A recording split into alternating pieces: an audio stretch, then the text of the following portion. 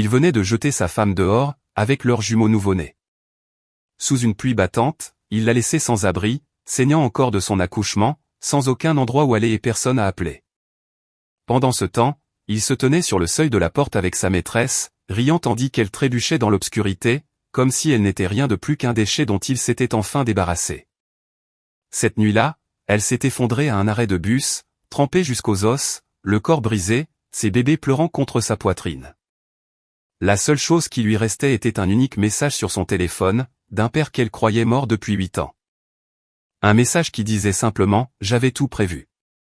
Ce que son mari ignorait, ce qu'il n'avait jamais soupçonné, c'est que la maison de maître dont il venait de la chasser, les comptes qu'il vidait, la vie qu'il pensait avoir volée, rien de tout cela ne lui appartenait. Et dans 3 semaines, Manon Legrand franchirait à nouveau ses portes d'une manière qui ferait voler en éclats tout ce qu'il croyait savoir sur le pouvoir, le contrôle et la véritable propriété de son univers tout entier.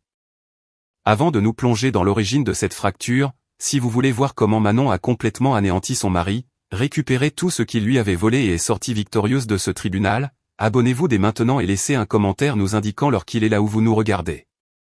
Croyez-moi, vous ne voulez pas manquer ce qui va suivre. La pluie frappait la peau de Manon comme des balles de plomb alors qu'elle se tenait pieds nus sur les marches de marbre. Ses jumeaux nouveau-nés étaient pressés contre sa poitrine, leur petit corps fragile blotti contre elle. Derrière elle, la maison de maître en Touraine rayonnait d'une lumière dorée, chaude et inaccessible, tel un souvenir qu'elle ne pouvait plus revendiquer. Sa chemise de nuit, fine et usée, lui collait au corps, entièrement trempée, mais le froid ne parvenait pas à l'atteindre. Rien ne l'atteignait, sauf le poids de ses bébés et le son assourdissant de la porte qui claquait derrière elle. « Tu es un poids mort, Manon, pars. » Sa voix avait été plate, mécanique, comme s'il lisait un script répété des centaines de fois. Léo Fournier se tenait dans l'encadrement de la porte, flanqué de 2 gardes de sécurité, ses yeux vides de tout ce qu'ils avaient autrefois contenu. Ou peut-être avait-il toujours été vide. Peut-être avait-elle simplement été trop amoureuse pour le remarquer. « Léo, s'il te plaît. » Sa voix se brisa. « Les jumeaux n'ont que 3 jours. Laisse-moi juste rester jusqu'au matin. S'il te plaît. » Il ne s'y a même pas. « Tu m'as entendu. » Dehors. Derrière lui, Zoé Durand apparut. La femme qui avait été son assistante, sa confidente, son excuse pour les nuits tardives et les voyages d'affaires. Elle portait le peignoir de Manon, celui en soie que Léo lui avait offert pour Noël dernier. Le sourire de Zoé était lent et satisfait, comme si elle venait de remporter un prix qu'elle convoitait depuis des années. « C'est gênant, » dit Zoé, sa voix dégoulinant d'une fausse sympathie. « Peut-être aurais-tu dû être plus utile. » Les mains de Manon se resserrèrent autour de ses bébés. L'un d'eux gémit, un son minuscule qui déchira le silence de la pluie. Elle voulait crier, se battre, exiger des réponses, mais son corps se remettait encore de la césarienne, ses points de suture tiraillant à chaque respiration. Elle n'avait plus de force pour la rage. Seulement pour la survie. « Je t'ai tout donné, » murmura Manon. 6 ans, Léo. 6 ans de ma vie. Et qu'ai-je obtenu en retour? Léo s'avança, le visage déformé par le mépris. Une femme incapable d'organiser un simple dîner sans me mettre dans l'embarras. Une femme dont la famille n'avait rien à offrir. Tu étais une œuvre de charité, Manon. Je t'ai épousée par pitié. Les mots la frappèrent comme des coups de poing. Manon recula en chancelant, ses pieds nus glissant sur la pierre humide. Elle se rattrapa, ajusta la position des jumeaux et se força à respirer. La voix de sa mère résonna dans son esprit, une leçon apprise dans l'enfance. Quand ils pensent que tu es brisé, c'est là que tu observes. C'est là que tu apprends. C'est là que tu te prépares. Très bien. La voix de Manon se raffermit. Je m'en vais. Elle tourna le dos et descendit les marches. Chacune était une agonie. Chacune était mesurée. La valise dans sa main libre semblait peser 1 tonne. Derrière elle, elle entendit le rire de Zoé, aigu et cruel. Regarde là, Léo.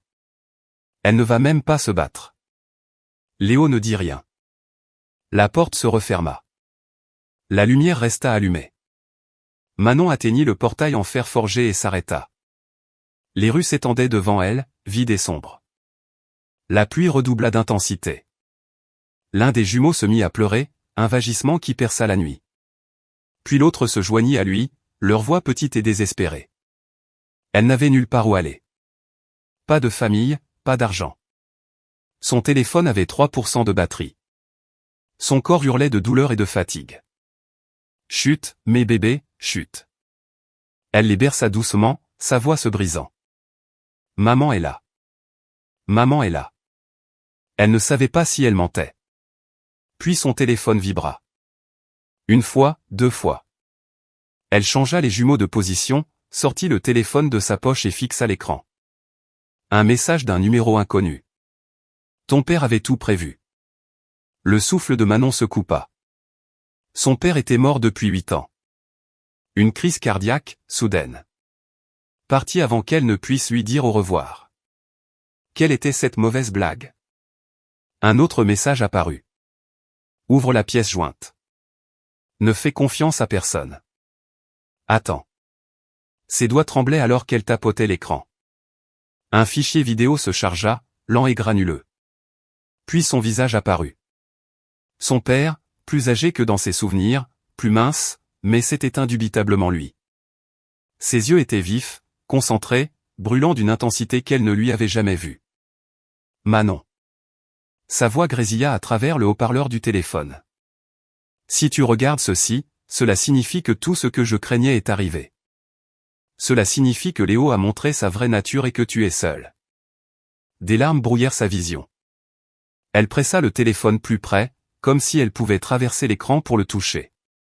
Je savais que cela pourrait arriver, continua son père. J'ai vu comment il te regardait. La façon dont il regardait ta mère et moi, comme si nous étions inférieurs à lui, comme si tu n'étais qu'un tremplin. Alors je me suis préparé. Tout ce dont tu as besoin t'attend. La maison de maître que tu viens de quitter, elle est à toi. Les comptes qu'il utilise, ils sont à toi. Chaque euro qu'il a dépensé, chaque mensonge qu'il a raconté, chaque parcelle de sécurité qu'il pense avoir, tout est construit sur quelque chose que je contrôlais. Et maintenant, c'est toi qui le contrôles. Les genoux de Manon fléchirent. Elle s'affaissa sur le trottoir, les jumeaux toujours pressés contre sa poitrine. Non, murmura-t-elle. Non, c'est impossible. Il y a une avocate, dit son père. Elle s'appelle Sandrine Moreau. Elle a tout. Les documents, les titres de propriété, les enregistrements. Elle le surveille depuis 3 ans. Elle les surveille, attendant ce moment. Appelle-la demain matin. N'appelle pas ce soir. Ne réagis pas. Laisse-le croire qu'il a gagné. Laisse-le célébrer. Laisse-le s'installer confortablement. Et puis, Manon, tu reprends tout. La vidéo se termina. L'écran devint noir. Manon resta assise là, la pluie s'abattant sur elle, les jumeaux pleurant contre sa poitrine, et quelque chose en elle changea. L'humiliation ne disparut pas. La douleur ne s'estompa pas. Mais en dessous, quelque chose de plus dur commença à se former. Quelque chose de froid, de tranchant et de patient. Elle se leva, ajusta les jumeaux et se mit à marcher. Un arrêt de bus brillait au loin, un petit abri avec un banc. Elle l'atteignit, s'effondra sur le siège et serra les jumeaux contre elle. Ils se calmèrent, sentant les battements de son cœur, sa chaleur. Elle fixa la rue vide et pensa à Léo, à Zoé, à la maison de maître et à la vie qu'elle venait de perdre. À travers la ville, sur un toit terrasse, Léo levait un verre de vin. Zoé se drapait sur ses genoux en riant. La liberté a bon goût, n'est-ce pas? Ronronna-t-elle. Léo sourit. La meilleure décision que j'ai jamais prise. Il ne savait pas que chaque lumière dans cette maison, chaque euro sur ses comptes, chaque parcelle de sécurité qu'il ressentait était sur le point de disparaître. Il ne savait pas que la femme qu'ils avaient rejetée planifiait déjà son retour. Il ne savait pas que l'humiliation qu'ils avaient infligée était l'étincelle qui allait réduire leur monde en cendres. Manon serra ses jumeaux plus fort et murmura dans la pluie, « Je vous protégerai. Je gagnerai. Et ils ne me verront jamais venir. » Le matin arriva, gris et froid. Le genre de matin où le monde semblait avoir oublié la couleur. Manon était assise dans l'appartement de Madame Dubois, enveloppée dans des couvertures qui sentaient la lavande et les vieux souvenirs, fixant son téléphone comme s'il détenait les réponses à des questions qu'elle ne savait pas comment poser. Les jumeaux dormaient dans un berceau improvisé à côté d'elle, leur petite poitrine se soulevant et s'abaissant en un rythme parfait. Madame Dubois, sa voisine âgée qu'il avait toujours traitée comme la fille qu'elle avait perdue des années auparavant, versait un thé léger dans des tasses ébréchées et ne disait rien. Parfois, le silence était la seule gentillesse qui avait un sens. Les mains de Manon tremblaient alors qu'elle rejouait la vidéo de son père pour la 3e fois. Son visage remplissait le petit écran, plus âgé et usé, mais ses yeux brûlaient d'une clarté qui lui faisait mal à la poitrine. « Ton père avait tout prévu », disait le message. Mais comment ? Comment un homme mort pouvait-il se préparer à une trahison 8 ans à l'avance ? Comment un homme qui avait travaillé comme chef d'entrepôt toute sa vie pouvait-il posséder une maison de maître valant des millions ? Rien dans les 12 dernières heures n'avait de sens. Et pourtant, elle était là, tenant la preuve que tout ce qu'elle croyait savoir sur sa vie avait été un mensonge. « Tu dois manger quelque chose », dit doucement Madame Dubois, en posant un bol de bouillon de légumes sur la table. Manon secoua la tête. « Je ne peux pas. »« Pas encore. » Madame Dubois s'assit en face d'elle, ses mains ridées jointes sur ses genoux. « Cet homme t'a jeté dehors comme un déchet. Tes bébés n'ont même pas une semaine. Et maintenant tu me dis que ton père, que Dieu ait son âme, t'a laissé quelque chose. Manon, tu dois être prudente. Les gens riches n'abandonnent pas le pouvoir facilement. » Manon hocha la tête, mais son esprit était déjà ailleurs. La vidéo avait mentionné un portail, un point d'accès caché intégré dans le message. Elle l'avait trouvé aux premières heures du matin, niché à l'intérieur d'un symbole qu'elle avait failli manquer. Son père avait toujours été prudent, délibéré, le genre d'homme qui mesurait 2 fois avant de couper une fois. Elle tapota de nouveau le symbole, et le portail s'ouvrit, révélant des fichiers, des documents, des feuilles de calcul, des papiers juridiques avec des noms et des chiffres qui lui donnèrent le vertige. « Qu'est-ce que c'est que tout ça ?» murmura-t-elle. Le premier document était un acte de fiducie. La fiducie famille Legrand, établie il y a 20 ans, la désignant comme unique bénéficiaire sous certaines conditions. La maison de maître en Touraine, celle dont Léo l'avait expulsée, était répertoriée comme propriété de la fiducie. Pas sa propriété à lui, ni même une propriété commune. La sienne. La prise de conscience la frappa comme une vague. Elle fit défiler plus loin. Compte bancaire, portefeuille d'investissement, police d'assurance, tout sous le contrôle de son père, tout conçu pour s'activer au moment où elle serait trahie ou abandonnée. Comment le savait-il ? Comment avait-il vu cela venir alors qu'elle avait été si aveugle ? Manon. La voix de Madame Dubois la ramena à la réalité. Qu'est-ce qui ne va pas ? On dirait que tu as vu un fantôme. Je crois que c'est le cas, dit Manon, sa voix à peine un murmure. Elle cliqua sur un autre fichier, et une autre vidéo commença à jouer. Son père apparut de nouveau, mais cette fois, il regardait directement la caméra comme s'il pouvait la voir, comme s'il était assis juste en face d'elle. Si tu regardes cette deuxième vidéo, cela signifie que tu as trouvé le portail. Bien. Cela signifie que tu es prête à écouter. Sa voix était stable, calme, la même voix qui lui lisait des histoires pour s'endormir quand elle était petite. Je veux que tu comprennes quelque chose, Manon. Je n'étais pas seulement un chef d'entrepôt. C'était la couverture. L'histoire que je racontais pour te protéger. Je travaillais dans la gestion d'actifs pour des gens très riches. Des gens qui avaient besoin que leur argent soit caché, protégé, déplacé discrètement. J'étais bon à ça. Trop bon. Et au fil des ans, j'ai construit quelque chose pour moi. Quelque chose pour toi. Le souffle de Manon se bloqua dans sa gorge. Madame Dubois se pencha plus près, les yeux écarquillés. Qu'est-ce qu'il dit ? Il dit qu'il m'a menti, murmura Manon. Toute ma vie, il m'a menti. Son père continua. J'ai vu Léo la première fois que tu l'as ramené à la maison. J'ai vu la façon dont il regardait notre maison, les bijoux de ta mère, toi, comme si tu étais quelque chose qu'il pouvait utiliser. J'ai engagé des enquêteurs. Je l'ai surveillé, et toutes mes craintes se sont réalisées. Il t'a épousé pour l'accès, pour l'apparence de stabilité, pour les relations qu'il pensait que ta famille n'avait pas. Mais il ne savait rien de moi, de ce que j'avais construit, de ce que j'avais caché. La vidéo montrait une série de documents défilant sur l'écran, chacun tamponné et notarié. La maison de maître a été achetée par le biais d'une société écran que je contrôlais. Léo pense que son nom est sur l'acte de propriété parce que je me suis assuré qu'il envoie un faux. Le véritable acte t'a toujours désigné comme propriétaire, détenu en fiducie jusqu'à tes 30 ans ou jusqu'à ce que tu sois abandonné. Le premier des deux prévalents.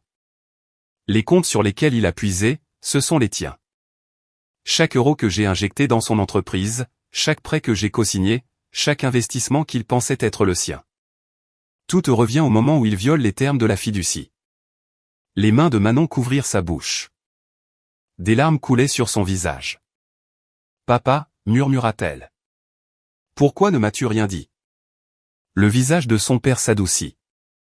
Parce que je voulais que tu sois heureuse. Je voulais croire que je me trompais à son sujet. Mais je voulais aussi m'assurer que si je ne me trompais pas, tu aurais une issue. Tu aurais le pouvoir. Tu aurais des preuves. L'écran passa à une carte de contact. Sandrine Moreau, avocate, un numéro de téléphone, une adresse. Sandrine surveille Léo depuis 3 ans.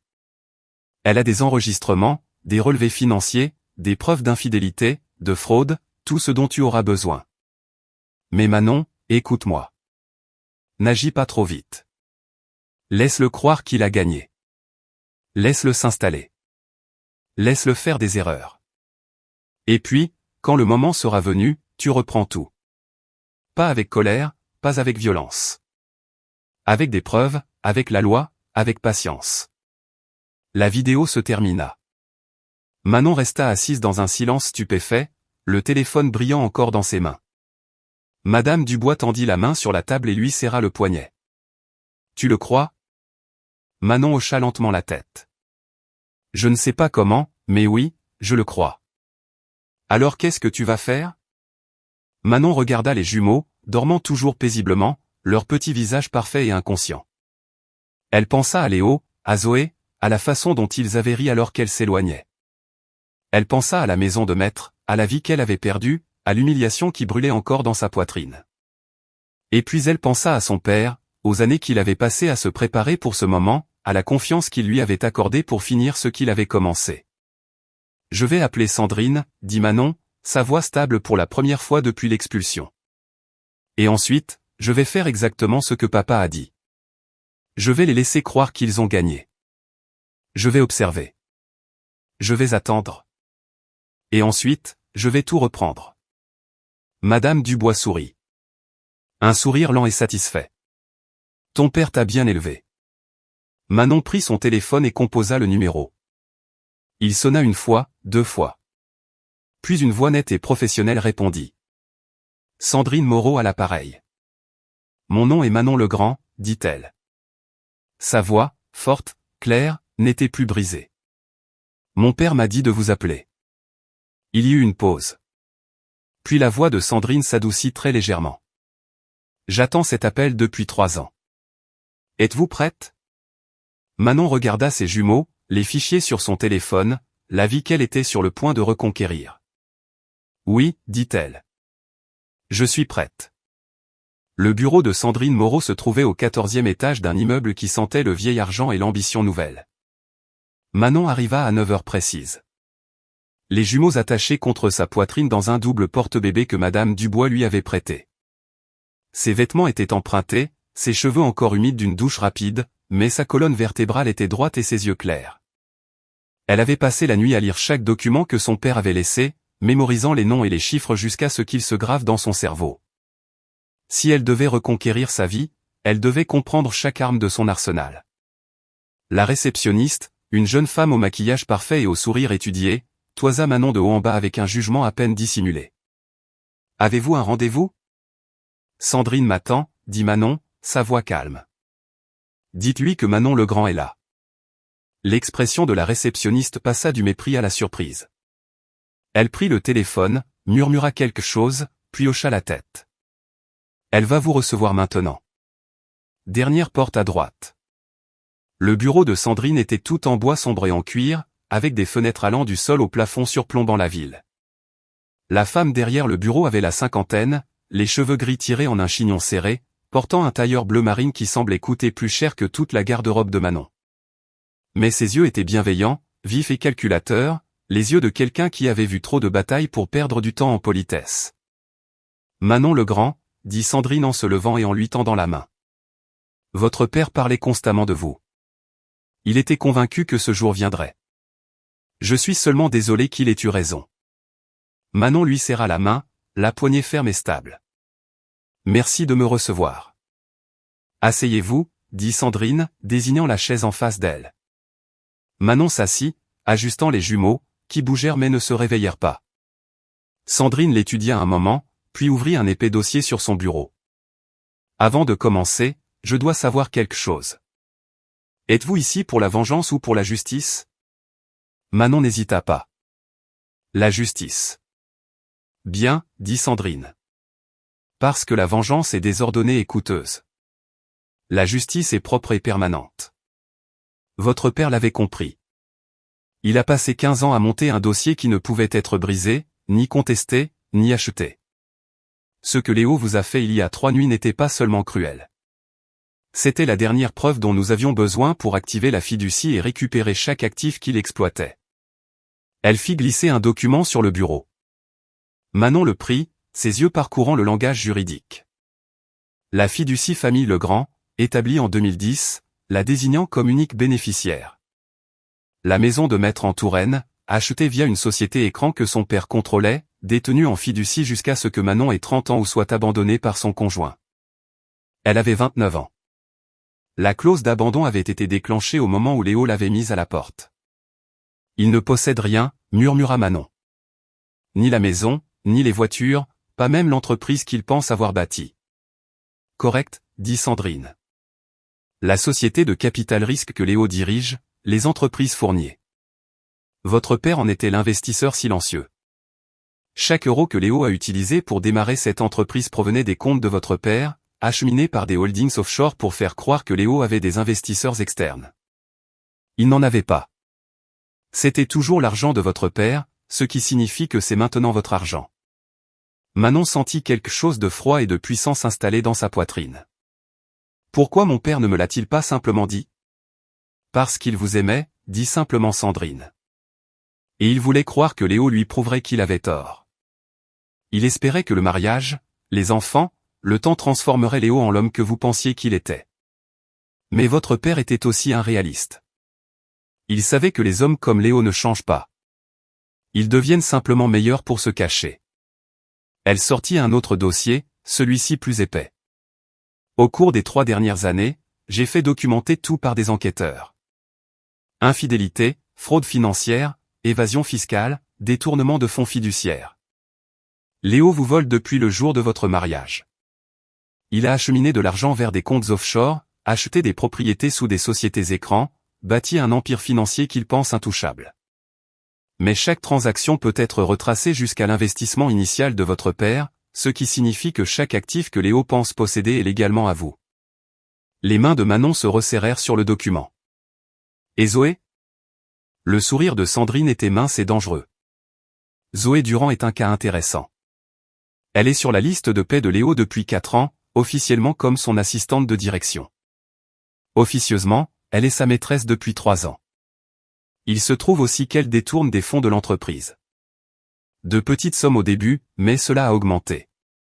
Léo ne le sait pas parce qu'il est trop arrogant pour vérifier ses propres comptes. Mais nous le savons. Et le moment venu, elle tombera avec lui.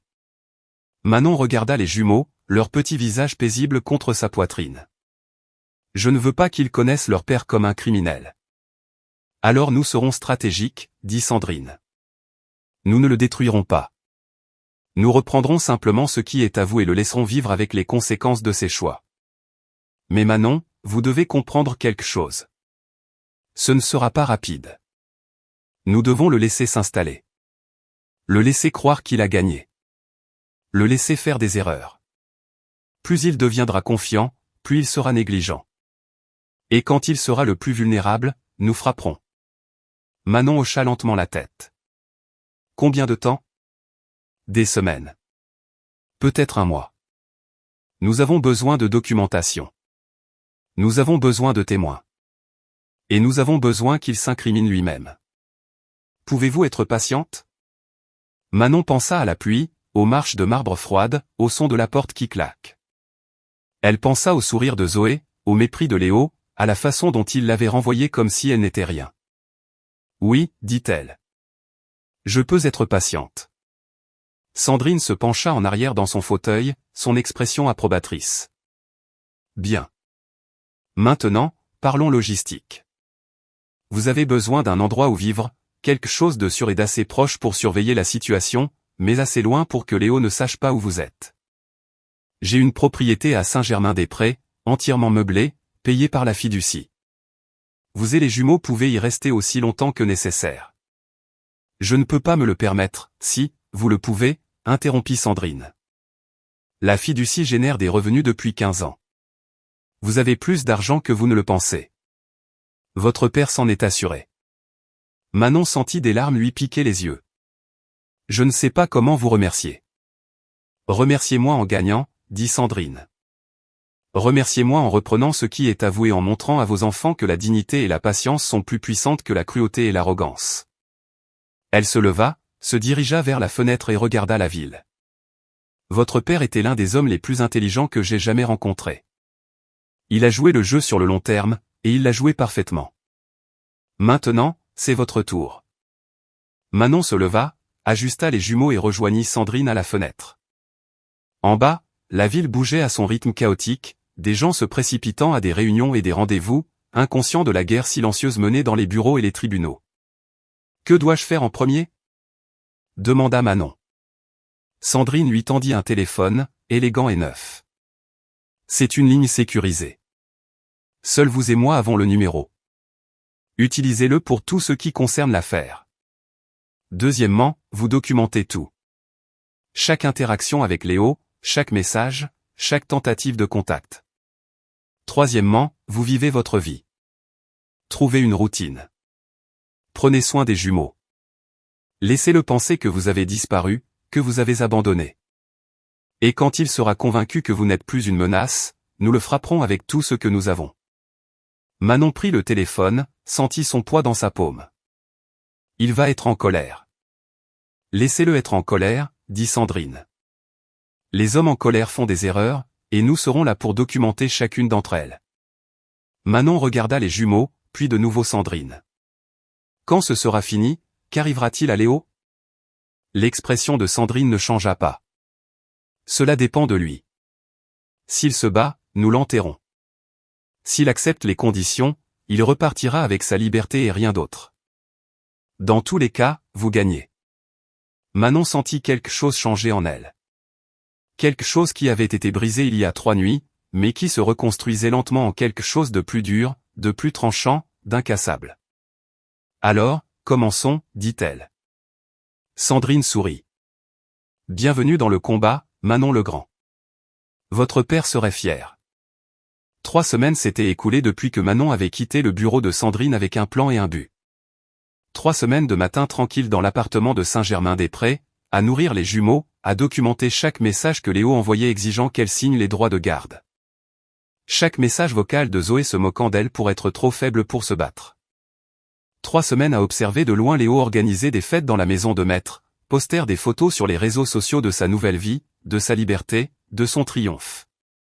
Mais aujourd'hui, l'attente prenait fin.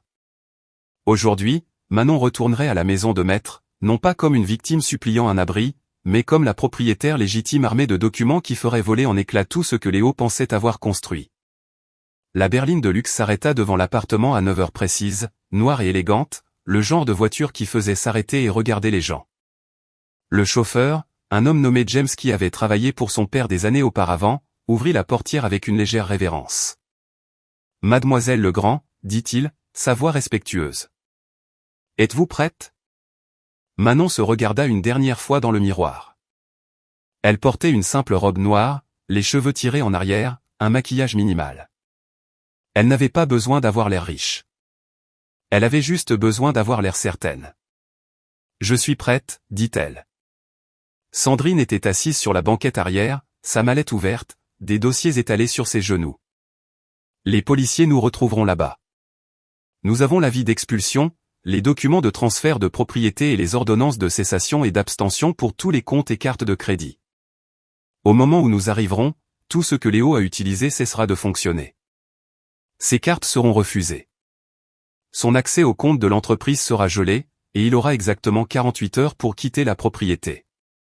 Manon hocha la tête, ses mains stables, même si son cœur battait à tout rompre dans sa poitrine. Et s'il se bat? Il se battra, dit Sandrine. Les hommes comme Léo se battent toujours. Mais c'est ce que nous voulons. Chaque mot qu'il dit, chaque menace qu'il profère, tout devient une preuve. Les policiers documenteront tout. Les voisins verront. Et ce soir, cette histoire sera partout en ville. La berline de luxe glissa dans la circulation, tournant sur la route de campagne menant à la maison de maître en Touraine, qui se dressait comme un monument au mensonge. Manon vit les lumières dorées briller aux fenêtres, la pelouse parfaitement entretenue, la fontaine dans l'allée que Léo aimait exhiber sur ses réseaux sociaux. Sa maison, le cadeau de son père, volé et exhibé par un homme qui n'en avait jamais mérité une seule brique. 2 voitures de police étaient déjà garées sur le bas-côté. Des policiers se tenaient sur le trottoir, leur présence attirant les regards curieux des voisins qui commençaient à se rassembler sur leur perron et dans leur jardin. Manon vit Madame Bernard, de 3 maisons plus loin, la femme qui lui avait dit un jour lors d'un événement caritatif qu'elle avait de la chance de s'être si bien mariée.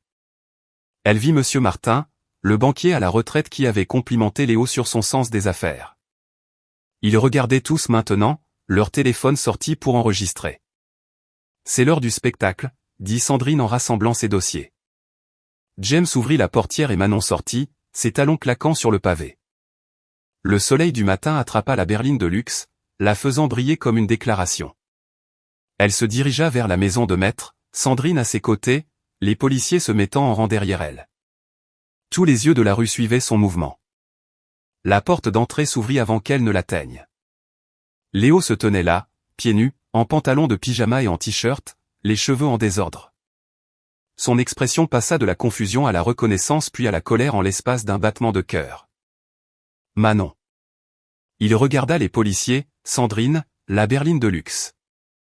Qu'est-ce que c'est que ce bordel? Monsieur Léo Fournier, dit l'un des policiers, s'avançant. Je suis l'agent Marc Dupuis. Nous sommes ici pour vous signifier un avis d'expulsion et plusieurs documents juridiques concernant la propriété et le gel des avoirs. Vous devez accepter ces papiers. Léo rit, le son sec et incrédule. Expulsion? C'est ma maison. Je suis propriétaire de cette maison. En fait, non, dit Sandrine, sa voix calme et professionnelle. Elle lui tendit un dossier. À l'intérieur, vous trouverez l'acte de propriété original de cette propriété, acheté en 2015 par la fiducie famille Legrand avec Manon Legrand comme unique bénéficiaire. Vous trouverez également des documents montrant que chaque euro que vous avez dépensé au cours des 6 dernières années provenait de comptes contrôlés par le père de Manon et maintenant contrôlés par Manon elle-même. Cette maison, les voitures dans le garage, l'entreprise que vous pensez avoir bâtie, tout lui appartient. Léo fixa le dossier comme si c'était un serpent. Son visage perdit toute couleur. C'est impossible. J'ai signé des papiers. J'ai des documents. Vous avez de faux documents, dit Sandrine.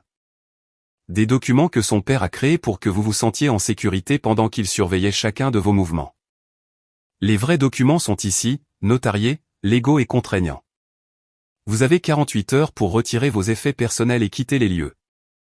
Toute tentative d'endommager la propriété ou de retirer des objets qui ne sont pas explicitement les vôtres entraînera des poursuites pénales. Zoé apparut derrière Léo, son expression suffisante jusqu'à ce qu'elle voie les policiers. Qu'est-ce qui se passe? Ils mentent, dit Léo, sa voix montant. C'est du harcèlement. J'appelle mon avocat. Faites donc, dit Sandrine. Votre avocat vous dira la même chose que moi. Vous n'avez aucun droit légal sur cette propriété ou sur les actifs associés. Manon s'avança, sa voix basse mais assez claire pour que tout le monde dans la rue l'entende. Tu m'as mise à la porte il y a 3 semaines, Léo. Tu m'as dit que j'étais un poids mort. Tu nous as mis, moi et nos bébés nouveau-nés, dans la rue au milieu de la nuit parce que tu pensais que je n'avais rien, que je n'étais rien. Mais tu avais tort. Les yeux de Léo se fixèrent sur les siens, et pour la première fois depuis qu'elle le connaissait, elle y vit de la peur. Manon, écoute, non, dit-elle. C'est toi qui écoutes. Chaque mensonge que tu as raconté est documenté. Chaque euro que tu as volé est comptabilisé. Chaque avantage dont tu as profité en prétendant être quelqu'un que tu n'es pas. Tout est fini. Cette maison est à moi. L'entreprise est à moi. Et tu as 2 jours pour partir. Zoé attrapa le bras de Léo. Elle ne peut pas faire ça. Dis-lui qu'elle ne peut pas faire ça. Elle l'a déjà fait, dit Sandrine. Elle tendit un autre dossier à Zoé. Et mademoiselle Durand, vous trouverez là-dedans des documents détaillant votre détournement de fonds des entreprises Fournier. Nous avons les enregistrements de chaque transaction frauduleuse, de chaque note de frais falsifiée, de chaque compte que vous pensiez avoir caché. Vous avez 2 options. Rendre l'argent et démissionner discrètement, ou faire face à des poursuites pénales. C'est votre choix. Le visage de Zoé devint blanc. Le dossier glissa de ses mains et des papiers s'éparpillèrent sur le sol en marbre. Léo se tourna vers les policiers. C'est insensé. Vous ne pouvez pas croire tout ce qu'elle dit. L'expression de l'agent Dupuis ne changea pas. Monsieur, nous ne sommes pas ici pour débattre de la propriété. Nous sommes ici pour signifier des documents légaux. Si vous avez un litige, vous devrez le régler au tribunal, mais d'ici là, vous devez vous conformer à l'avis d'expulsion. Les voisins étaient plus proches maintenant, leur téléphone levé, enregistrant chaque seconde. Manon pouvait entendre leurs murmures, le choc et la fascination dans leur voix. Elle se tourna pour leur faire face, sa voix portant à travers la pelouse. Pendant 6 ans, j'ai vécu dans cette maison en tant qu'épouse de Léo. Je lui ai donné tout ce que j'avais. Et il y a 3 semaines, il nous a jetés dans la pluie, moi et nos jumeaux de 3 jours, parce qu'il pensait que j'étais impuissante. Mais mon père savait mieux. Il s'était préparé à cela. Il s'est assuré que lorsque la vérité éclaterait, il n'y aurait aucun doute sur qui était vraiment impuissant. Elle se retourna vers Léo, ses yeux stables. Tu voulais que je parte parce que tu pensais que j'étais sur ton chemin. Mais je n'ai jamais été sur ton chemin, Léo. J'étais la fondation sur laquelle tu as bâti tes mensonges. Et maintenant, cette fondation a disparu. La mâchoire de Léo se serra. Tu vas le regretter. Non, dit Manon. C'est toi qui vas regretter de m'avoir sous-estimé. Sandrine tendit les derniers documents aux policiers. Tous les comptes associés à Léo Fournier ont été gelés à partir de 8 heures ce matin. Carte de crédit, compte d'entreprise, avoirs personnels, tout est inaccessible. Il a 2 jours pour organiser un logement et un transport alternatif. Après cela, toute tentative de retour sur cette propriété sera considérée comme une violation de domicile. Léo se tenait là, le dossier dans les mains, la maison de maître derrière lui, la berline de luxe brillant dans son allée, et pour la première fois de sa vie, il n'avait rien à dire. Manon tourna le dos et retourna à la voiture, la tête haute, ses pas mesurés. James ouvrit la portière et elle se glissa à l'intérieur. Sandrine suivit. Les policiers restèrent sur le porche, s'assurant que Léo comprenait que les documents étaient contraignants. Alors que la berline de luxe s'éloignait, Manon jeta un dernier regard à la maison de maître. Léo se tenait dans l'embrasure de la porte, Zoé à ses côtés, tous deux figés dans l'incrédulité. Les voisins parlaient déjà, leur téléphone bourdonnant de messages et de publications. Ce soir, toute la ville saurait. La femme qu'ils avaient plainte, l'épouse qu'ils avaient méprisée, venait de tout reprendre. Et elle l'avait fait avec patience, avec des preuves, et avec la certitude inébranlable que la justice, lorsqu'elle est bien faite, n'a pas besoin d'être bruyante. Elle a juste besoin d'être minutieuse. La maison de maître semblait différente maintenant qu'elle était vraiment la sienne. Manon parcourait les pièces qu'elle avait autrefois nettoyées et décorées, des pièces où elle avait organisé des dîners pour les partenaires commerciaux de Léo pendant qu'il s'attribuait le mérite de son travail, des pièces où elle avait pleuré seule pendant qu'il sortait avec Zoé. Mais les larmes avaient disparu, remplacées par quelque chose de plus froid et de plus précis. Sandrine avait été claire. La propriété n'était que la première étape. Pour protéger les jumeaux, pour assurer leur avenir, Manon devait s'assurer que Léo ne pourrait jamais utiliser le système judiciaire contre elle. Cela signifiait rassembler des preuves si minutieuses, si accablantes que n'importe quel juge le verrait pour ce qu'il était vraiment. Il demandera la garde, avait prévenu Sandrine lors de leur réunion ce matin-là. Les hommes comme Léo n'acceptent pas la défaite. Il la recadre. Il prétendra que vous êtes instable. Que vous avez manipulé votre père. Que les jumeaux méritent un père avec des ressources et de la stabilité. Il se fera passer pour la victime. Manon avait hoché la tête, son esprit déjà en action. Alors nous devons montrer qu'il n'est ni stable ni apte à être leur père. Exactement, avait dit Sandrine. C'est pourquoi nous allons le laisser s'enterrer lui-même. Le plan était élégant dans sa simplicité. Léo était arrogant, et les hommes arrogants parlent quand ils se croient en sécurité. Manon organiserait un dîner privé, une prétendue tentative de réconciliation, et elle le laisserait croire qu'il l'avait reconquise. L'équipe de Sandrine avait déjà installé du matériel d'enregistrement dans toute la maison de maître, des caméras et des microphones cachés dans chaque pièce que Léo était susceptible d'utiliser. Tout ce qu'il dirait, chaque aveu, chaque menace serait documenté. Êtes-vous sûr de pouvoir le faire ? Avait demandé Sandrine, ses yeux scrutant le visage de Manon.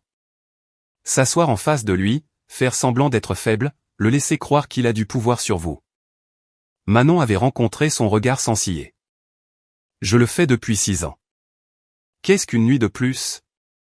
Maintenant, alors qu'elle dressait la table de la salle à manger avec la porcelaine que Léo aimait, les verres en cristal sur lesquels il avait toujours insisté, elle ne ressentait qu'une détermination calme. Les jumeaux étaient chez Madame Dubois, en sécurité et loin de ce qui se passerait ce soir.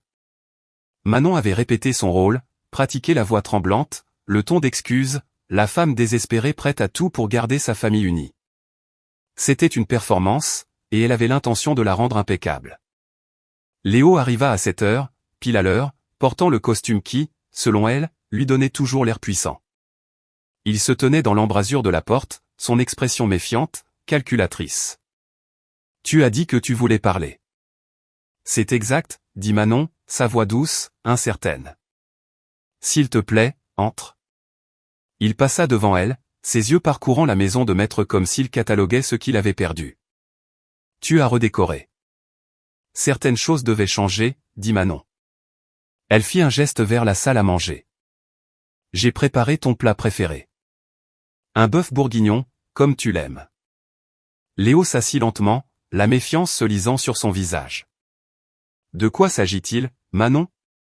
Tu m'humilies devant tout le voisinage. Tu prends tout ce pour quoi j'ai travaillé. Et maintenant tu veux dîner ? » Manon s'assit en face de lui, les mains jointes sur ses genoux. « Je veux parler des jumeaux. De nous. » « Il n'y a pas de nous, » dit Léo sèchement.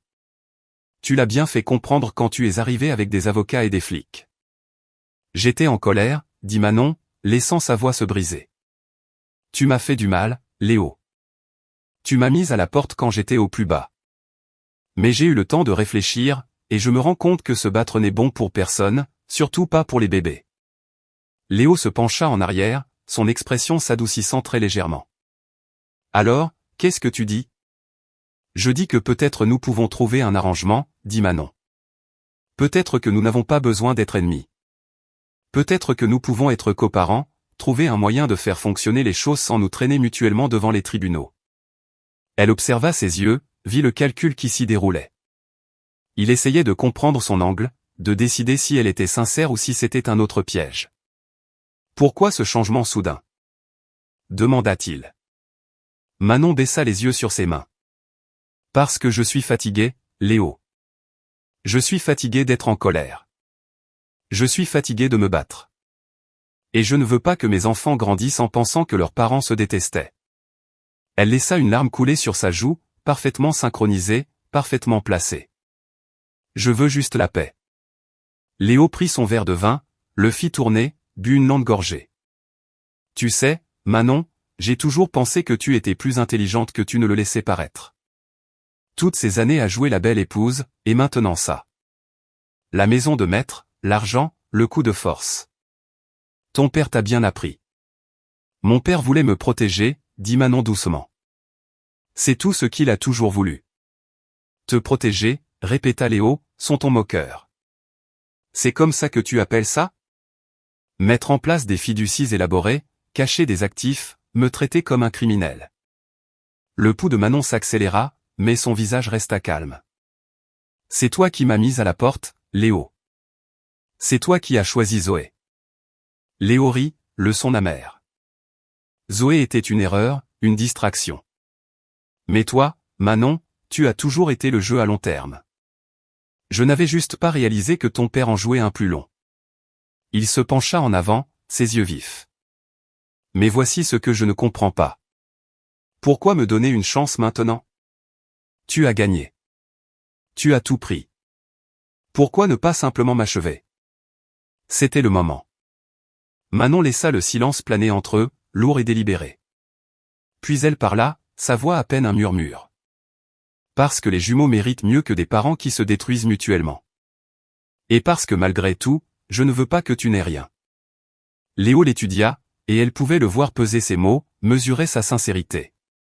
Finalement, il sourit. Le même sourire qu'il avait utilisé lors de leur première rencontre. Charmant et dangereux. Tu sais ce que je pense, Manon? Je pense que tu as peur. Je pense que tu sais que si je me bats pour la garde, je pourrais gagner. J'ai des relations, des ressources, des avocats qui mangent des gens comme Sandrine Moreau au petit déjeuner. Et je pense que tu es ici en train d'essayer de négocier avant que je ne te détruise au tribunal. Le cœur de Manon battait la chamade, mais son visage ne montrait que de la tristesse. Peut-être que tu as raison. Peut-être que j'ai peur. Mais ne serait-ce pas plus facile pour nous deux si nous nous mettions simplement d'accord? Tu as du temps avec les jumeaux, je garde la maison, nous partageons les actifs équitablement. Partager les actifs équitablement, répéta Léo, son sourire s'élargissant. Après que ton père m'ait tout volé. Il n'a rien volé, dit Manon. C'était toujours à moi. Vraiment? Léo se pencha plus près, sa voix baissant pour devenir intime et menaçante. Où a-t-il manipulé les documents de fiducie d'un vieil homme mourant pour que ça en ait l'air? Parce que j'ai des avocats qui se penchent là-dessus, Manon. Et si nous trouvons des irrégularités, le moindre soupçon de fraude ou d'abus de faiblesse, tout s'effondrera sur toi. Manon se força à paraître effrayée. Il n'y a eu aucune fraude. Nous verrons, dit Léo. Il prit sa fourchette, coupa dans le bœuf bourguignon et en prit une bouchée. C'est bon. Tu as toujours été une bonne cuisinière. Ils mangèrent dans un silence tendu. Manon jouant son rôle. Léo devenant de plus en plus à l'aise à chaque minute qui passait. Au moment du dessert, il parlait librement, sa garde baissée par le vin et la conviction qu'il avait repris le dessus. Tu veux savoir la vérité, Manon? Je t'ai épousée parce que je te pensais contrôlable. Douce, naïve, désespérée d'amour. Je pensais que je pourrais construire mon empire en utilisant les relations de ton père et ensuite te jeter quand je n'aurais plus besoin de toi. Et ça a presque marché. Manon garda les yeux baissés. Presque. Le problème, c'était ton père, continua Léo, sa voix pâteuse de vin et d'arrogance. Il était plus intelligent qu'il n'en avait l'air, toutes ces années à prétendre être un simple chef d'entrepôt alors qu'il cachait des millions. Je l'ai sous-estimé. Je ne ferai pas cette erreur avec toi. Manon leva les yeux, son regard rencontrant le sien. Qu'est-ce que ça veut dire? Léo sourit, et c'était la chose la plus froide qu'elle ait jamais vue.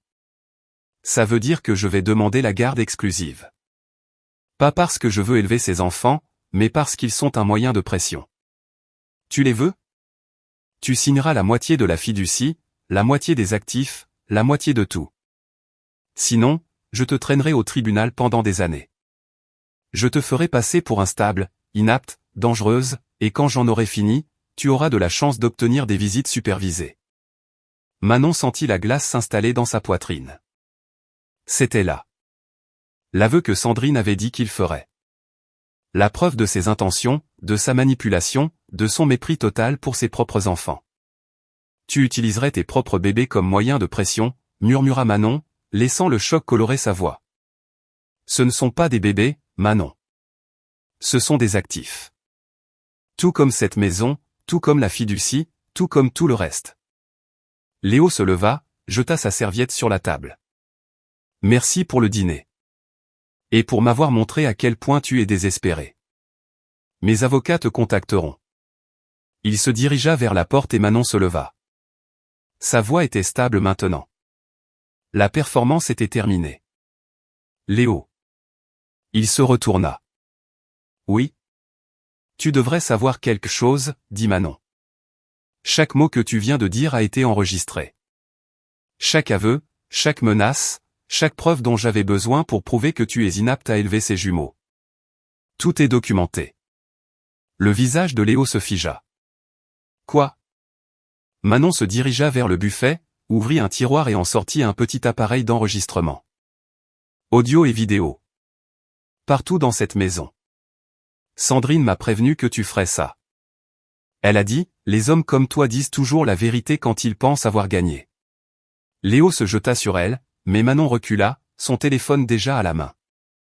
J'ai déjà envoyé des copies à Sandrine, au juge aux affaires familiales et à ma sauvegarde sécurisée.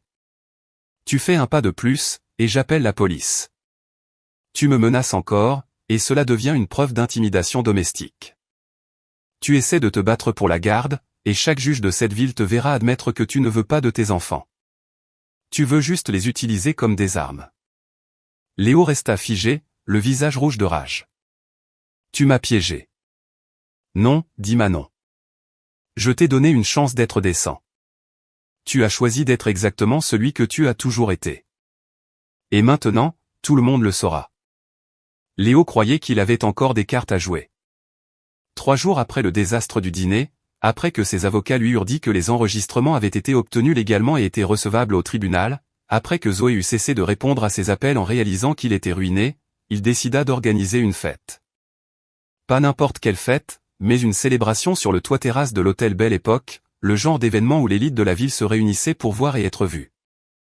Il envoya des invitations à chaque associé, chaque personnalité mondaine, chaque personne qui avait jamais compté dans son monde. Le message était clair, je suis toujours debout. Je suis toujours puissant. Et la petite victoire de Manon Legrand n'était qu'un revers temporaire. Manon entendit parler de la fête par Sandrine, qui en avait entendu parler de 3 sources différentes quelques heures après l'envoi des invitations. Il est désespéré, dit Sandrine au téléphone. Les hommes désespérés font des choses stupides. Devrions-nous nous inquiéter ? Demanda Manon. Elle était dans la chambre des enfants, regardant les jumeaux dormir, leurs petites mains recroquevillées en poing. Inquiète ? Non, dit Sandrine. Préparée ? Oui. J'ai déjà envoyé notre équipe sous couverture, bien sûr. Des photographes, des journalistes, même quelques invités stratégiquement placés qui me doivent des faveurs. Quoi qu'il arrive ce soir, nous le documenterons. Et si Léo fait ce que je pense qu'il va faire, il nous donnera le dernier clou pour son cercueil. Manon sentit une lueur de quelque chose de sombre et de satisfait. Que penses-tu qu'il va faire ? Il va se vanter, dit simplement Sandrine. Il boira trop, s'entourera de gens qui lui diront ce qu'il veut entendre, et il parlera de vous, des jumeaux, de ses projets.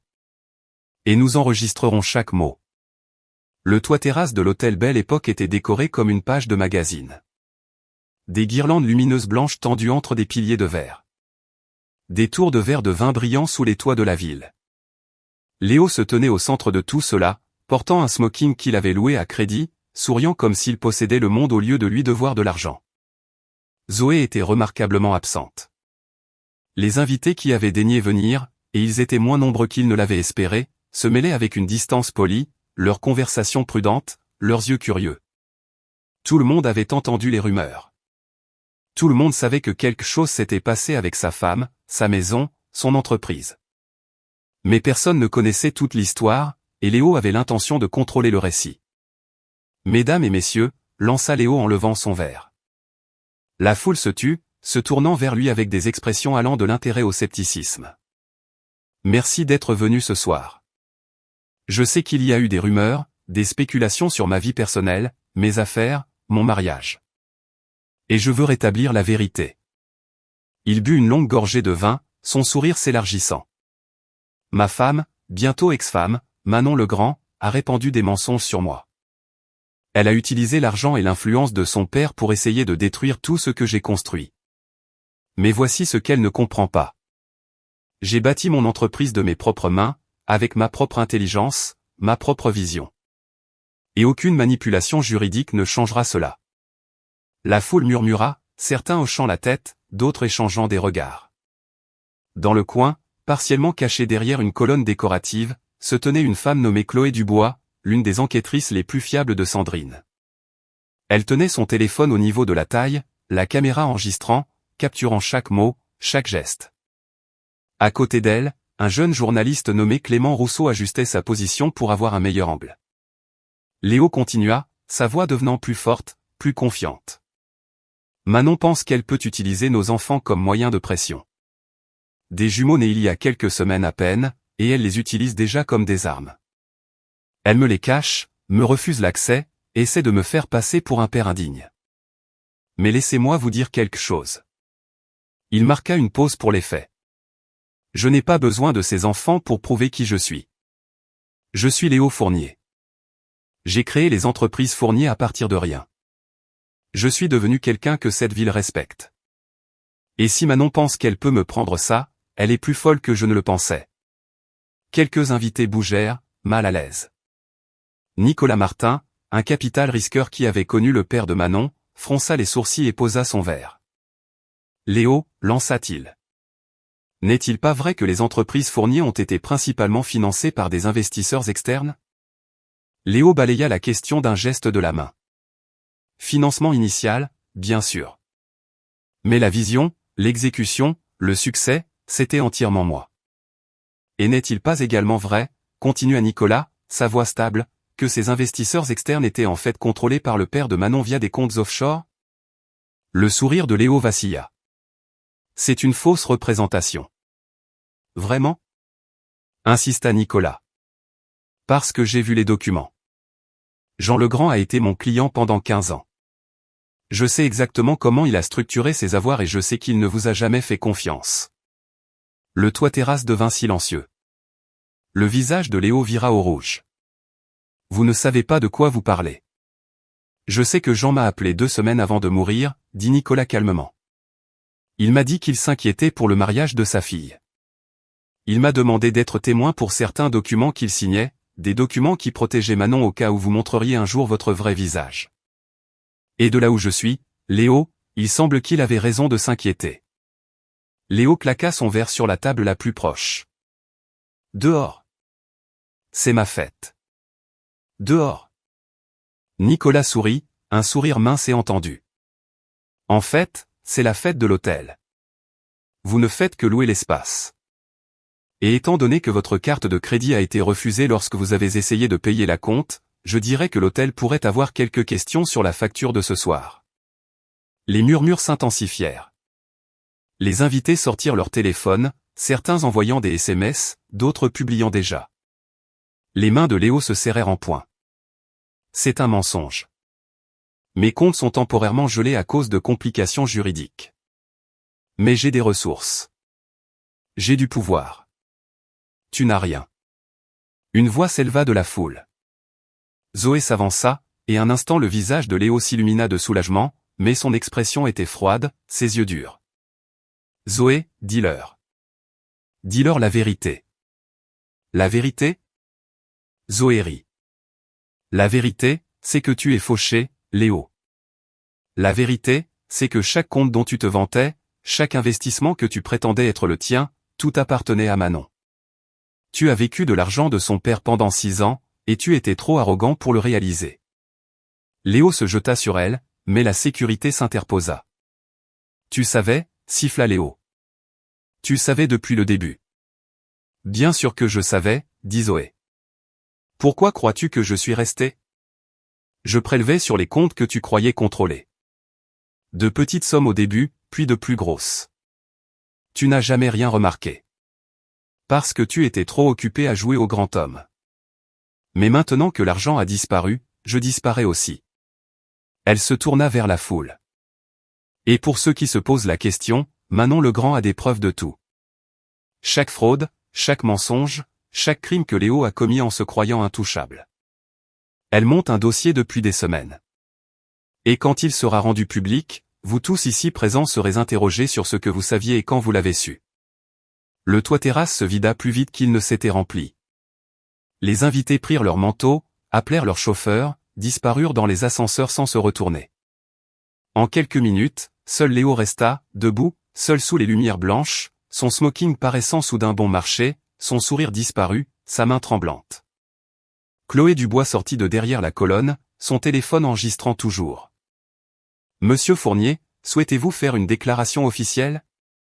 Léo la regarda, les yeux hagards. Qui êtes-vous? Je travaille pour Sandrine Moreau, dit Chloé calmement. Et j'ai enregistré tout ce qui s'est passé ici ce soir. Vos menaces envers votre femme, votre aveu que vous n'accordez aucune valeur à vos enfants, la confirmation de la fraude par Zoé. Tout est documenté. Avez-vous quelque chose à ajouter? La voix de Léo sortit étranglée.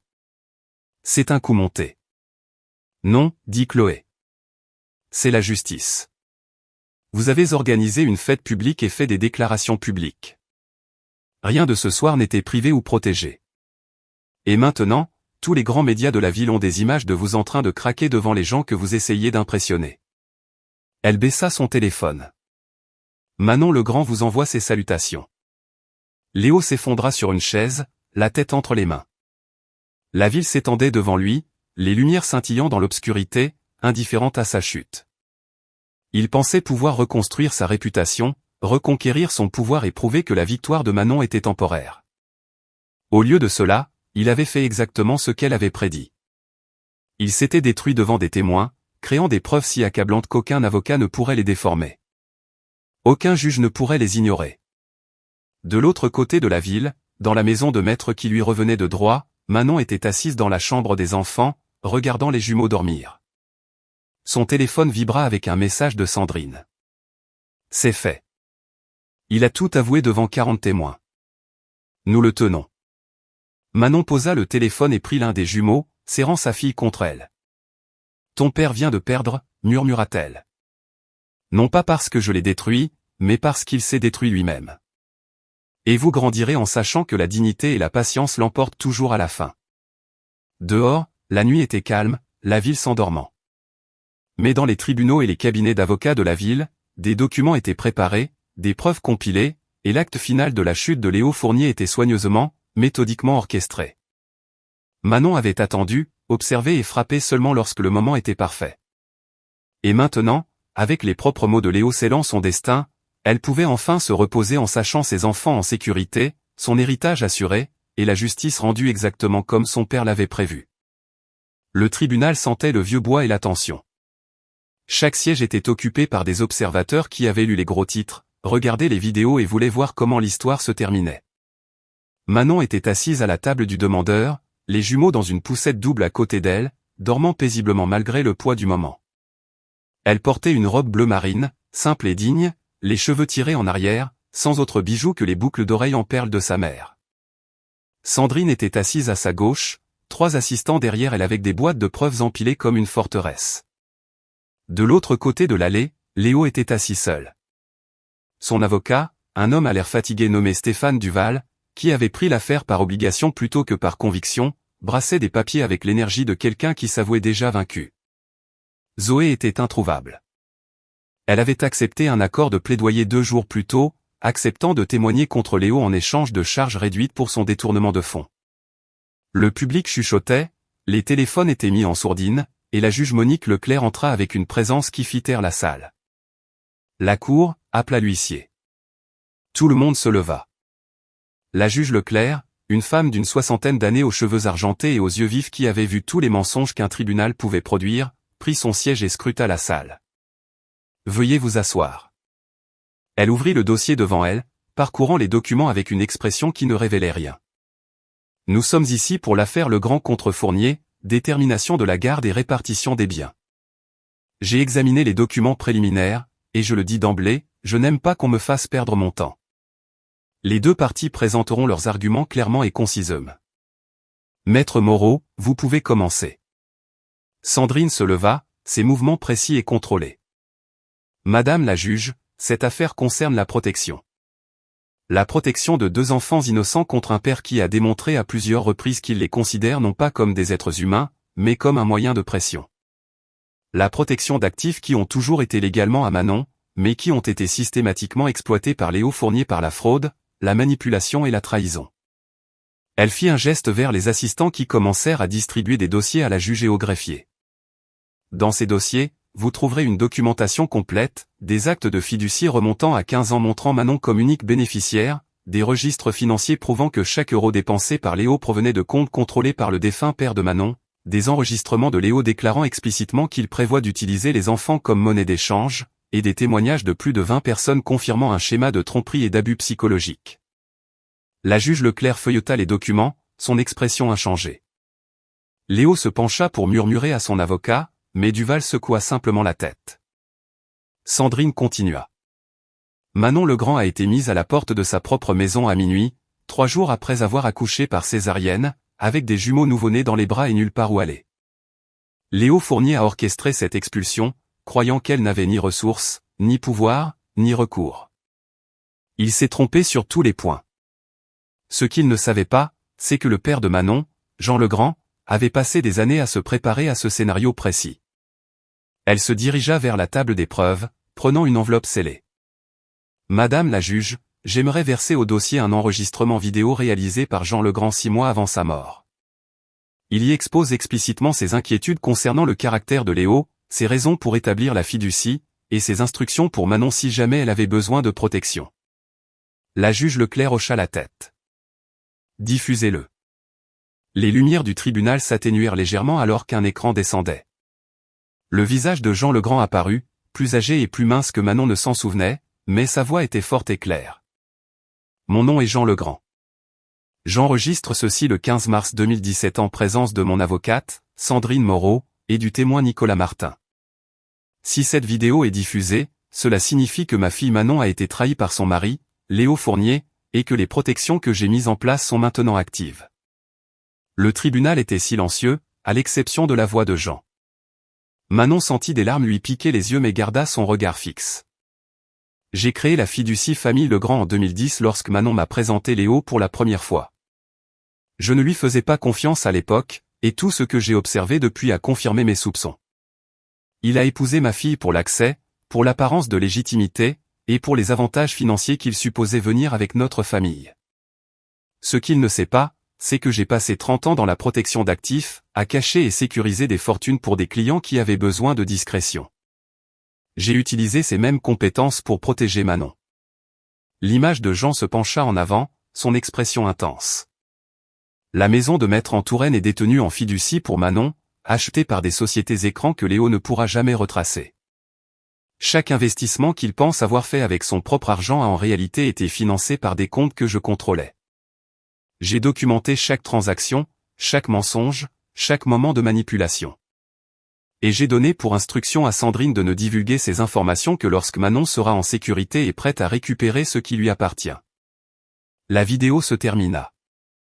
Les lumières se rallumèrent. L'expression de la juge Leclerc était passée de neutre à quelque chose de plus dur, de plus concentré.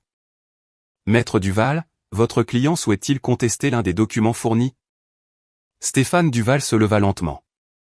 Madame la juge, mon client maintient qu'il a agi de bonne foi tout au long de son mariage, qu'il n'était pas conscient de l'étendue de l'implication financière de Jean Legrand, et que sa principale préoccupation est le bien-être de ses enfants. Vraiment? Le ton de la juge Leclerc était sec. Elle regarda directement Léo. Monsieur Fournier, levez-vous. Léo se leva, le visage pâle. Monsieur Fournier, j'ai examiné les enregistrements soumis par l'équipe de Maître Moreau. Des enregistrements où vous déclarez explicitement, et je cite, « Je n'ai pas besoin de ces enfants pour prouver qui je suis et ce ne sont pas des bébés, ce sont des actifs. » Niez-vous avoir fait ces déclarations? La bouche de Léo s'ouvrit, mais aucun son n'en sortit. Répondez à la question, dit sèchement la juge Leclerc. J'étais en colère, réussit finalement à dire Léo. J'ai dit des choses que je ne pensais pas. Vous les avez dites à plusieurs reprises, dans plusieurs contextes, à plusieurs personnes, dit la juge Leclerc. Vous les avez dites lors d'un dîner privé avec votre femme, lors d'une fête publique devant 40 témoins, et dans des messages textes à des associés qui ont été soumis comme preuve. Ce ne sont pas des dérapages sous le coup de l'émotion. Ce sont des expressions cohérentes de vos véritables sentiments envers vos enfants. Elle feuilleta d'autres documents. J'ai aussi des témoignages du personnel de maison, des voisins et des associés décrivant un schéma d'abus psychologique envers Manon Legrand, la rabaissant en public, contrôlant ses finances, l'isolant de ses amis et de sa famille. Monsieur Fournier, vous vous présentez comme une victime de manœuvres juridiques, mais les preuves vous montrent comme un manipulateur qui s'est fait prendre. Léo tenta de parler, mais la juge Leclerc leva la main. Je n'ai pas fini. Ce qui me dérange le plus dans cette affaire, c'est votre manque total de remords. Même maintenant, debout dans mon tribunal avec des preuves accablantes de votre inconduite, vous maintenez que vous êtes la partie lésée. Cela me dit tout ce que j'ai besoin de savoir sur votre caractère et votre aptitude à être un parent. Elle se tourna vers Manon. Madame Legrand, veuillez vous lever. Manon se leva, ses jambes stables malgré l'émotion qui la parcourait. Vous avez traversé une épreuve qui briserait la plupart des gens, dit la juge Leclerc, sa voix plus douce maintenant. Vous avez été trahi par quelqu'un en qui vous aviez confiance, expulsé de votre maison en convalescence d'un accouchement, et forcé de reconstruire votre vie avec 2 nouveau-nés dépendants de vous. Pourtant, vous l'avez fait avec dignité, patience et respect du processus légal. Cela en dit long sur votre caractère. La juge Leclerc baissa les yeux sur ses notes. Je statue comme suit, la garde physique et légale principale des enfants mineurs est accordée à Manon Legrand. Léo Fournier se voit accorder des visites supervisées un week-end sur 2, sous réserve de la réussite d'un cours de parentalité et d'une thérapie de gestion de la colère. Tous les actifs actuellement détenus dans la fiducie famille Legrand restent sous le contrôle de Manon car ils lui ont toujours légalement appartenu. Léo Fournier est condamné à quitter la propriété en Touraine dans les 7 jours et il lui est interdit de contacter Manon, sauf par l'intermédiaire d'un conseil juridique concernant les questions relatives aux enfants. Le marteau tomba, le son sec et final. Léo s'effondra sur sa chaise, le visage entre les mains. Stéphane Duval rassembla ses papiers avec l'efficacité résignée d'un homme qui savait que ce résultat était inévitable. Sandrine se pencha vers Manon. C'est fini. Vous avez gagné. Mais Manon ne se sentait pas triomphante. Elle se sentait fatiguée, soulagée et triste de ce qui aurait pu être si Léo avait été différent, s'il avait été l'homme qu'elle croyait qu'il était. Les jumeaux s'agitèrent dans leur poussette, l'un d'eux émettant un son doux. Manon se pencha, ajusta leur couverture et murmura, « Vous êtes en sécurité maintenant. » Maman s'est assurée que vous êtes en sécurité. Le tribunal commença à se vider. Les observateurs sortant pour appeler leurs amis, mettre à jour leurs réseaux sociaux et répandre la nouvelle que Manon Legrand avait tout gagné. Nicolas Martin s'approcha, son expression bienveillante. « J'en serais fier de vous. » « Merci, » dit Manon.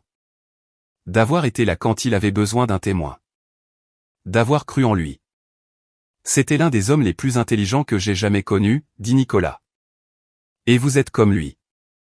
Patiente, stratégique, inébranlable quand ça compte. » Léo se leva, son avocat le guidant vers la sortie. Il s'arrêta à la table de Manon, ses yeux rencontrant les siens. Un instant, elle pensa qu'il pourrait s'excuser, montrer une lueur de l'homme qu'elle avait autrefois aimé. Mais son expression se durcit. Ce n'est pas fini. Si, ça l'est, dit Manon doucement. La juge a statué. Les preuves sont publiques. Tu n'as aucun moyen de pression, aucun pouvoir, et aucun droit sur tout ce que j'ai. C'est fini, Léo.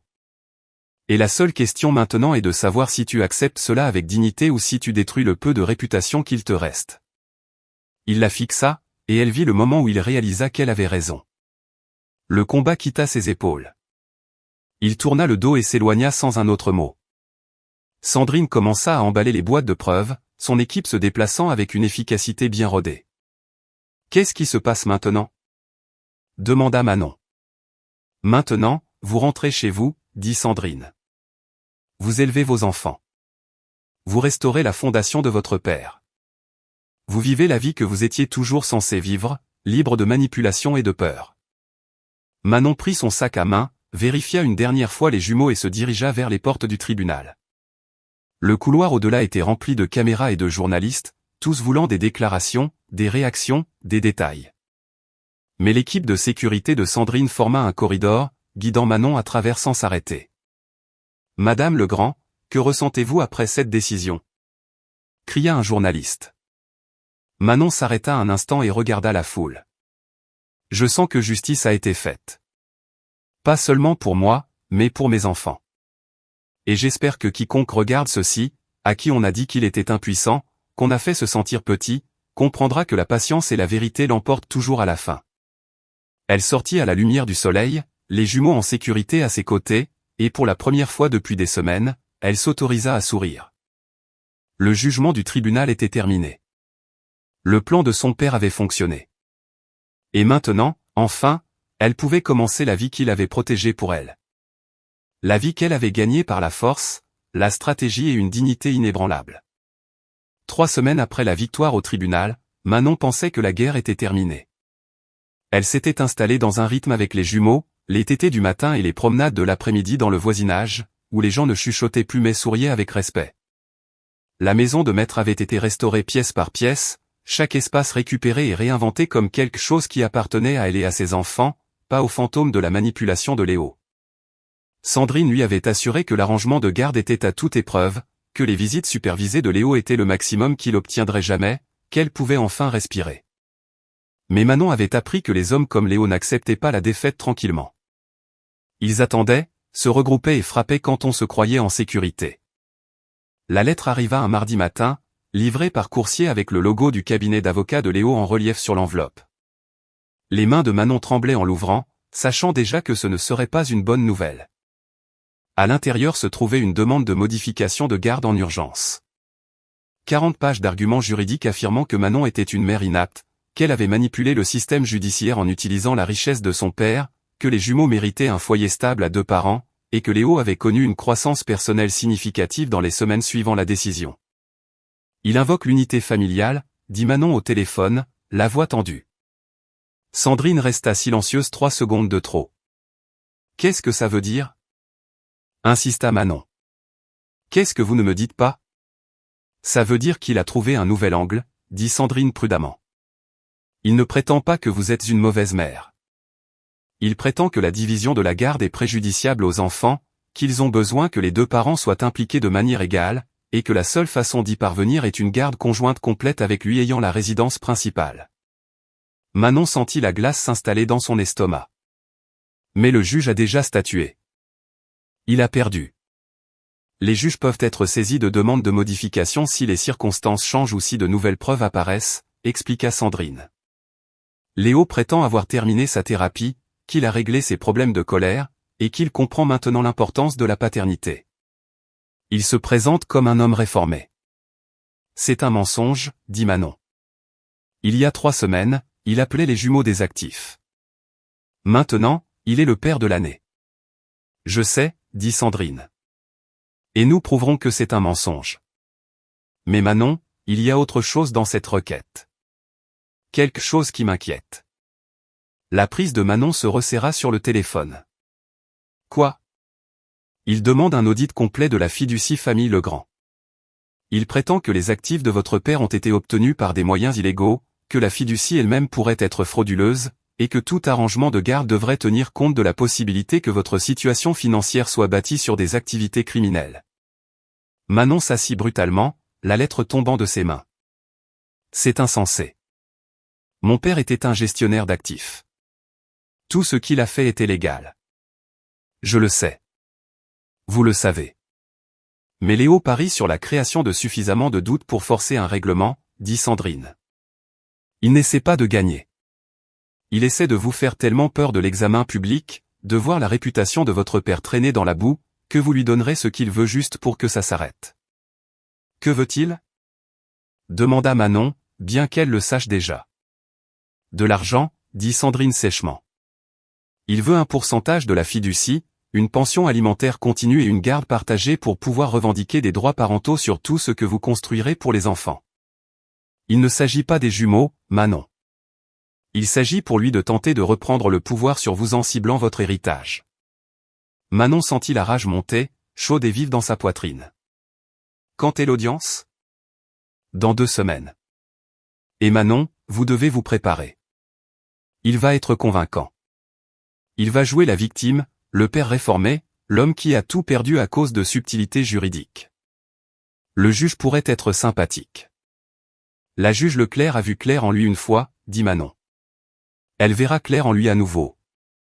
Nous n'aurons pas la juge Leclerc, dit Sandrine. L'avocat de Léo a demandé un changement de juridiction, invoquant un parti pris. Nous avons eu le juge Pierre Laurent. Il est plus âgé, traditionnel, et il a la réputation de croire en la réconciliation familiale à tout prix. Manon ferma les yeux, son esprit s'emballant. Alors nous lui donnerons des preuves qu'il ne peut ignorer. Nous lui montrerons exactement qui est Léo et ce qu'il cherche vraiment. 2 semaines passèrent comme un compte à rebours. Manon passait chaque jour à se préparer, à examiner des documents avec Sandrine, à répéter des réponses aux questions qu'elle savait que l'avocat de Léo poserait. Elle documenta chaque visite supervisée, notant que Léo était arrivé en retard 3 fois, parti en avance 2 fois, et avait passé la plupart de son temps sur son téléphone plutôt qu'à s'occuper des jumeaux. Elle rassembla des lettres de recommandation de voisins, de Madame Dubois, du personnel qui avait travaillé dans la maison de maître pendant son mariage et avait été témoin du traitement que Léo lui infligeait. Elle contacta même l'avocat de Zoé et obtint une déclaration sous serment détaillant les conversations de Léo sur l'utilisation des enfants comme moyen de pression. Le matin de l'audience, Manon s'habilla en gris, professionnel et discret, et arriva au palais de justice 30 minutes en avance. Les jumeaux étaient avec Madame Dubois, en sécurité, loin de ce qui se passerait aujourd'hui. Sandrine la rejoignit à l'entrée, son expression sombre mais déterminée. Il est déjà à l'intérieur. Et Manon, je dois vous prévenir, il a amené des renforts. À l'intérieur du tribunal, Léo était assis avec 3 personnes que Manon ne reconnaissait pas, un couple plus âgé aux vêtements coûteux qui rayonnaient la désapprobation, et une jeune femme en tailleur conservateur tenant une mallette. Qui sont-ils? Murmura Manon. Le couple, ce sont ses parents, dit Sandrine. Ils étaient brouillés avec Léo depuis 5 ans, mais apparemment ils se sont réconciliés. La femme, c'est le docteur Sophie Bernard, une psychologue pour enfants. Il l'a engagée pour témoigner que les jumeaux ont besoin d'une figure paternelle. Ils ont 4 mois, siffla Manon. Ils ont besoin de nourriture, de sommeil et d'amour. Ils n'ont pas besoin d'un père qui les voit comme des monnaies d'échange. Je sais, dit Sandrine. Mais nous devons rester calmes. Laissons-le présenter ses arguments. Laissons-le s'exposer. Et ensuite, nous le démantellerons pièce par pièce. Le juge Laurent entra. Un homme d'une 60aine d'années aux cheveux blancs et à l'expression sévère qui suggérait qu'il préférerait être n'importe où ailleurs. Il s'agit d'une demande de modification de garde dans l'affaire Legrand contre Fournier. Maître Duval, vous pouvez présenter votre cas. Stéphane Duval se leva, semblant plus énergique que lors du premier procès. Madame la juge, mon client Léo Fournier se présente devant vous aujourd'hui, non pas comme l'homme qu'il était, mais comme l'homme qu'il est devenu. Dans les semaines qui ont suivi la décision de garde initiale, Monsieur Fournier a suivi un programme de thérapie intensif, s'est réconcilié avec sa famille et a acquis une profonde compréhension de ses échecs en tant que mari et père. Il n'est pas ici pour enlever les enfants à leur mère. Il est ici pour s'assurer qu'ils bénéficient des 2 parents de manière égale et constante. Il fit un geste vers Léo, qui se leva et s'approcha de la barre des témoins. Léo avait l'air différent, remarqua Manon avec un frisson. Ses cheveux étaient coupés plus courts, son costume était modeste au lieu d'être tape à accent graveleuil, et son expression était celle d'une humble contrition. C'était une performance soigneusement élaborée et parfaitement exécutée. Monsieur Fournier, commença Duval. Pouvez-vous dire à la cour ce que vous avez appris au cours du dernier mois? Léo hocha la tête, sa voix douce et mesurée. J'ai appris que j'étais égoïste, que j'ai priorisé ma carrière et mon ego au détriment de ma famille, que j'ai blessé la femme que j'ai épousée et que j'ai manqué à mes devoirs envers les enfants que j'ai mis au monde. Je ne demande pas à la cour de me pardonner. Je demande la chance d'être le père que mes enfants méritent. Le juge Laurent se pencha en avant. Vous avez suivi une thérapie? Oui, madame la juge.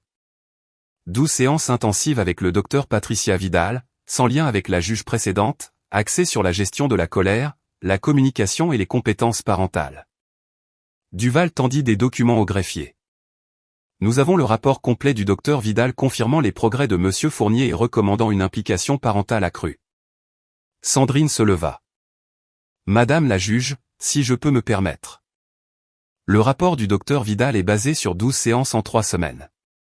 C'est à peine suffisant pour aborder les comportements de surface, sans parler des problèmes de caractère profond. Le juge Laurent fronça les sourcils. Maître Moreau, vous aurez votre chance de contre-interroger. Maître Duval, continuez. Duval appela le docteur Bernard à la barre.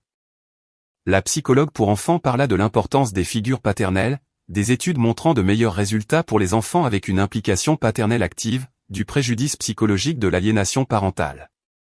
Tout était général, tout était théorique, rien de spécifique aux jumeaux ou au comportement réel de Léo, mais cela semblait convaincant, surtout livré avec le ton calme et professionnel du docteur Bernard. Puis ce fut le tour de Sandrine. Elle se leva, se dirigea vers la barre des témoins et fixa le docteur Bernard d'un regard direct. Docteur Bernard, avez-vous rencontré les jumeaux Legrand? Non. Avez-vous interrogé Manon Legrand? Non. Avez-vous examiné l'une des preuves de l'audience de garde initiale, y compris les enregistrements de Léo Fournier déclarant explicitement qu'il considère ses enfants comme des actifs plutôt que des êtres humains? Le docteur Bernard hésita. On m'a fourni des informations de base limitées. Limitées? Répéta Sandrine. Donc, votre témoignage est entièrement basé sur des principes généraux plutôt que sur les circonstances spécifiques de cette affaire. J'ai été engagé pour fournir un contexte d'expert, dit le docteur Bernard, son ton défensif. Contexte, dit Sandrine.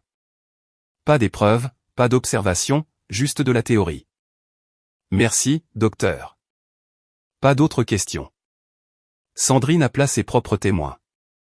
Madame Dubois, qui décrivit le dévouement de Manon envers les jumeaux et les visites sporadiques et désengagées de Léo. Nicolas Martin, qui témoigna de la carrière légitime de Jean Legrand et de la structure légale de la fiducie. Et enfin, un expert en enregistrement qui authentifia la conversation du dîner où Léo admit ses véritables intentions. Le tribunal écouta en silence la voix de Léo remplir l'espace. Ce ne sont pas des bébés, Manon. Ce sont des actifs, tout comme cette maison, tout comme la fiducie. Tout comme tout le reste. L'expression du juge Laurent s'assombrit. Il regarda Léo. Monsieur Fournier, cet enregistrement date d'il y a 3 semaines. 3 semaines après que vous prétendez avoir commencé votre transformation.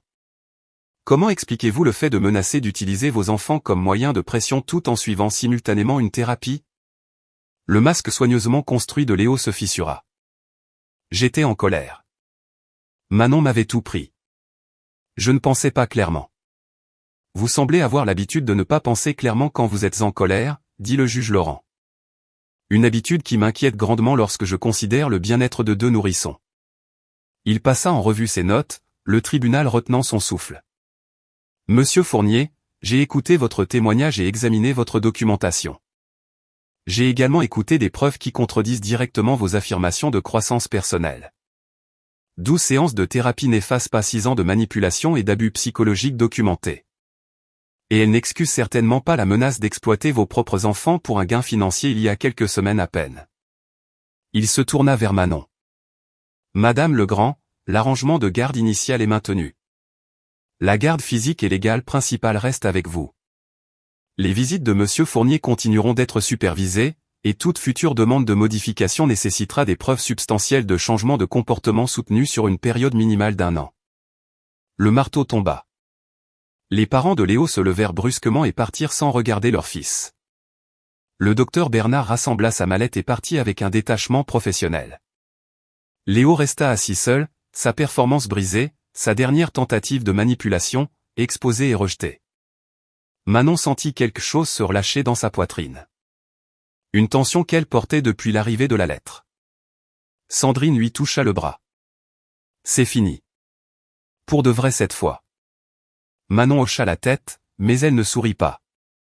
Elle était fatiguée de se battre. Fatiguée de devoir prouver sa valeur et ses droits encore et encore. Elle voulait juste rentrer chez elle, serrer ses enfants dans ses bras et vivre la vie que son père avait protégée pour elle. Il essaiera encore, dit Manon doucement. Non, dit Sandrine. Il n'essaiera plus. Parce que maintenant, il sait que nous serons toujours prêtes, que nous aurons toujours des preuves, que nous aurons toujours une longueur d'avance. Et finalement, même Léo Fournier comprendra que certaines batailles ne peuvent être gagnées. Les marches du palais de justice semblaient différentes cette fois. Manon les descendit lentement, délibérément, le soleil de l'après-midi attrapant les bords de son tailleur gris alors que les journalistes se groupaient en bas. Les caméras tournaient déjà. Elle ne les avait pas appelés. Ils étaient venus d'eux-mêmes, attirés par les chuchotements de la bataille pour la garde, par les rumeurs de l'effondrement spectaculaire de Léo Fournier au tribunal, par la légende grandissante de la femme qui avait été jetée à minuit et était revenue dans une berline de luxe. Sandrine marchait à ses côtés, mallette à la main. Mais c'était Manon qu'il voulait. Un jeune journaliste se fraya un chemin en premier. Microphone tendu. Madame Legrand, que ressentez-vous après avoir de nouveau obtenu la garde après les allégations de votre ex-mari? Manon s'arrêta et regarda directement la caméra. Je ressens cela comme une justice, pas une vengeance. La justice. Sa voix porta à travers les marches, claire et inébranlable. Mon père m'a appris que la dignité ne se donne pas, elle se maintient. Même quand quelqu'un essaie de vous l'enlever, même quand vous êtes sous la pluie sans nulle part où aller, vous la maintenez. Et finalement, la vérité rattrape son retard. Un autre journaliste cria, « Que diriez-vous aux autres femmes confrontées à des situations similaires, des femmes manipulées ou contrôlées par leurs partenaires ?» L'expression de Manon s'adoucit légèrement. Je leur dirais de tout documenter. De rester silencieuse quand il faut monter son dossier. De ne pas laisser la colère vous rendre imprudente, car le système récompense la préparation, pas l'émotion. Et plus important encore, de savoir que votre valeur n'est pas déterminée par la perception que quelqu'un d'autre a de vous. Elle jeta un regard en arrière vers le palais de justice. J'ai été jeté comme un déchet. 4 mois plus tard, je possédais tout ce qu'il croyait être à lui. Ce n'est pas de la chance. C'est la stratégie qui rencontre l'opportunité. Les caméras adorèrent. Le soir, des extraits de sa déclaration s'étaient répandus sur les chaînes d'information locales, puis sur les réseaux sociaux, et au-delà. Des femmes de 60 et 70 ans partageaient les vidéos avec des légendes comme « Voilà à quoi ressemble la force » et « Elle a attendu. Elle a planifié. Elle a gagné. » Le téléphone de Manon vibrait constamment de messages de personnes dont elle n'avait pas eu de nouvelles depuis des années. Certains offrant leur soutien, d'autres admettant qu'ils avaient douté de son histoire jusqu'à présent. Madame Dubois appela ce soir-là, la voix pleine de fierté. « Tu étais aux informations de 18 heures. Tout le monde dans mon immeuble parle de toi. Ils disent que tu es une héroïne. » Manon sourit, fatiguée. Les jumeaux enfin endormis après une longue journée. « Je ne suis pas une héroïne, Madame Dubois. Je suis juste une mère qui a refusé de laisser quelqu'un exploiter ses enfants. » C'est exactement ce qui fait de toi une héroïne, dit fermement Madame Dubois. Combien de femmes se taisent parce qu'elles ont peur? Combien laissent des hommes comme Léo gagner parce que se battre semble trop difficile? Toi, tu ne l'as pas fait. Et maintenant, elles regardent toutes, apprenant qu'il est possible de se battre et de gagner. Le lendemain matin, Manon reçut un appel inattendu. « Madame Legrand, ici Valérie Lefebvre de la Coalition pour l'émancipation des femmes. Nous avons suivi votre cas, et nous aimerions vous inviter à prendre la parole lors de notre gala annuel le mois prochain. Nous pensons que votre histoire pourrait inspirer des centaines de femmes qui sont actuellement piégées dans des situations similaires à celles dont vous vous êtes échappées. » Manon hésita. Parler en public n'avait jamais été son point fort. Et l'idée de se tenir sur une scène pour raconter son humiliation lui nouait l'estomac. Mais ensuite, elle pensa au message qu'elle avait reçu, aux femmes qui lui avaient écrit pour dire que sa déclaration au tribunal leur avait donné le courage de quitter leurs propres situations abusives. « De quoi voudriez-vous que je parle ? » ?»« De votre parcours, dit Valérie. De la nuit où vous avez été expulsé à la victoire au tribunal. La stratégie, la patience, la reconstruction. Nous ne voulons pas une histoire de victime. Nous voulons le plan d'une survivante. » Manon regarda les jumeaux dormant dans leur berceau, la maison de maître que son père avait protégée.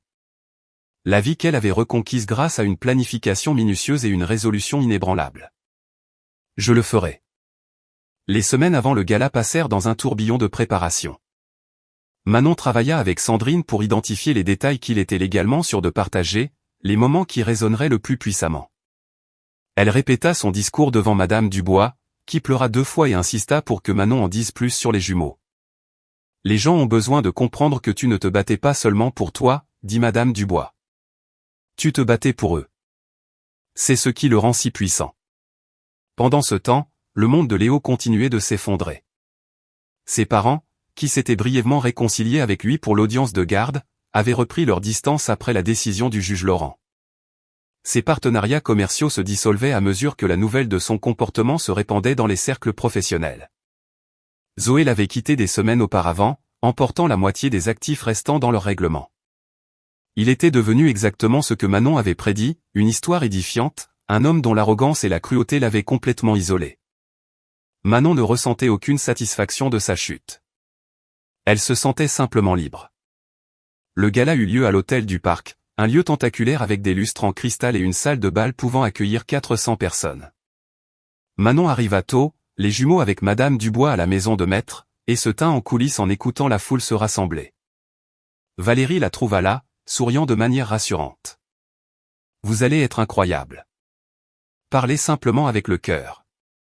Ils sont déjà de votre côté. L'introduction fut brève.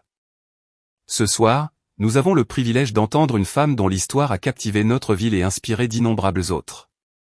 Elle est une mère, une stratège et un témoignage du pouvoir de la patience et de la préparation. Veuillez accueillir Manon Legrand. Les applaudissements furent immédiats et tonitruants. Manon monta sur scène, le projecteur chaud sur son visage, et regarda la mer de femmes remplissant la salle de bal. La plupart avaient son âge ou plus, des visages marqués par leur propre lutte et victoire. Elle se vit refléter en elle et comprit que son histoire n'était plus seulement la sienne. Il y a 4 mois, commença-t-elle, sa voix stable, je me tenais sous la pluie à minuit, pieds nus, tenant mes jumeaux nouveau-nés, sans nulle part où aller. Mon mari m'avait mise à la porte de la maison que je croyais être la nôtre, m'avait remplacé par sa maîtresse et m'avait dit que j'étais un poids mort. À ce moment-là, j'avais 2 choix, m'effondrer ou survivre. J'ai choisi la survie. Elle leur parla du message de son père, de la fiducie qu'il avait secrètement bâtie pour la protéger. Elle décrivit les mois silencieux de reconstruction, de collecte de preuves pendant que Léo célébrait sa victoire perçue. Elle expliqua l'arrivée en berline de luxe, les confrontations au tribunal, la bataille pour la garde où Léo tenta une dernière fois de l'exploiter à travers leurs enfants. Mais voici ce que j'ai appris, dit Manon, sa voix s'élevant avec conviction. L'humiliation est temporaire. La dignité est permanente. Quand quelqu'un essaie de vous détruire, il parie que vous resterez détruite. Il compte sur le fait que vous serez trop fatigué, trop effrayé, trop brisé pour vous battre. Et au moment où vous lui prouvez le contraire, au moment où vous vous levez avec des preuves, une stratégie et une résolution inébranlables, il ne lui reste plus rien. La salle de bal était silencieuse, chaque femme se penchant en avant. Alors, si vous êtes sous cette pluie en ce moment, si vous tenez vos enfants en vous demandant comment vous survivrez demain, je veux que vous sachiez quelque chose. Les yeux de Manon balayèrent la foule. Documentez tout. Restez silencieuse quand il le faut. Construisez votre dossier brique par brique. Et quand le moment viendra, quand vous serez enfin prête à récupérer ce qui vous appartient, faites-le avec une telle précision qu'ils ne le verront jamais venir. Les applaudissements commencèrent lentement, puis se transformèrent en une ovation debout qui dura 3 minutes complètes. Des femmes l'approchèrent ensuite, certaines en larmes, d'autres voulant simplement lui serrer la main.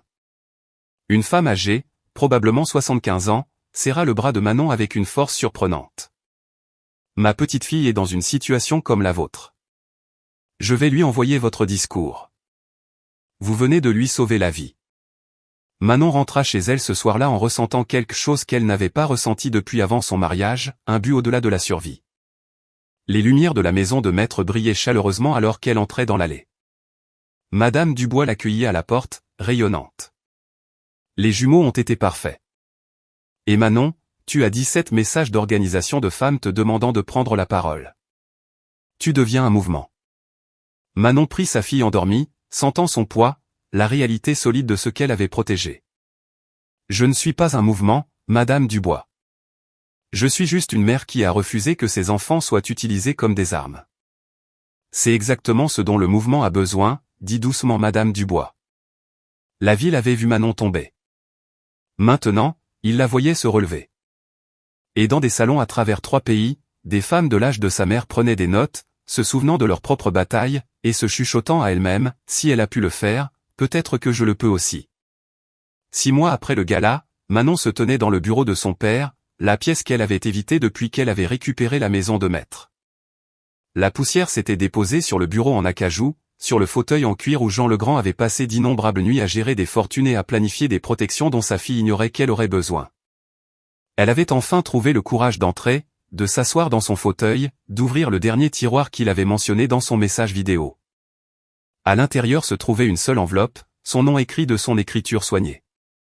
Ses mains tremblaient en l'ouvrant. Manon, si tu lis ceci, cela signifie que tu as gagné. Pas seulement les batailles juridiques, pas seulement la lutte pour la garde, mais la guerre pour ta dignité et l'avenir de tes enfants. Je suis fier de toi. J'ai toujours su que tu avais la force, même quand tu en doutais toi-même. Maintenant, il est temps de construire quelque chose qui nous survivra à tous les deux. Les documents de la fondation sont dans le coffre. Le mot de passe est l'anniversaire de ta mère. Utilise la fiducie, non seulement pour te protéger, mais pour protéger les autres. C'est ainsi que nous transformons la douleur en but. C'est ainsi que nous donnons un sens à la souffrance. Je t'aime, papa. Manon essuya ses larmes, se ressaisit et ouvrit le coffre. À l'intérieur se trouvaient les documents de constitution de la Fondation Manon Legrand pour l'émancipation des femmes, déjà déposés, déjà financés avec 10 millions d'euros de la succession de son père. Il avait planifié cela des années auparavant, anticipant non seulement son besoin de protection, mais aussi son désir éventuel d'aider les autres. Elle appela immédiatement Sandrine. « Étiez-vous au courant ? » « Votre père l'a mentionné une fois, » dit Sandrine prudemment. « Il m'a dit que si vous surviviez à ce qu'il craignait, vous voudriez faire plus que simplement survivre. Il a dit que vous voudriez vous battre pour les autres aussi. Avait-il raison ? » Manon regarda les jumeaux jouer sur le tapis, maintenant âgés de 8 mois, babillant entre eux dans leur langage privé. Oui, il avait raison. Comment commençons-nous ? En 3 mois, la Fondation Manon Legrand ouvrit ses portes dans un bâtiment rénové du centre-ville. La mission était simple, fournir une assistance juridique, un logement temporaire et un soutien financier aux femmes fuyant des relations abusives ou confrontées à l'exploitation par le biais de leurs enfants. Manon engagea une petite équipe, dont une jeune avocate nommée Camille Dubois, la nièce de Madame Dubois, qui avait survécu à sa propre bataille pour la garde et comprenait les cruautés du système. La première cliente de la fondation fut une femme nommée Lucie Pelletier, 32 ans, mise à la porte par son mari après avoir découvert sa liaison. « J'ai 2 enfants, » dit Lucie lors de leur première rencontre, la voix tremblante. « Il menace de me les prendre si je ne renonce pas à l'héritage de ma mère. Il dit qu'il prouvera que je suis instable, que je suis une mauvaise mère. Je ne sais pas quoi faire. » Manon se pencha en avant, son expression calme mais féroce.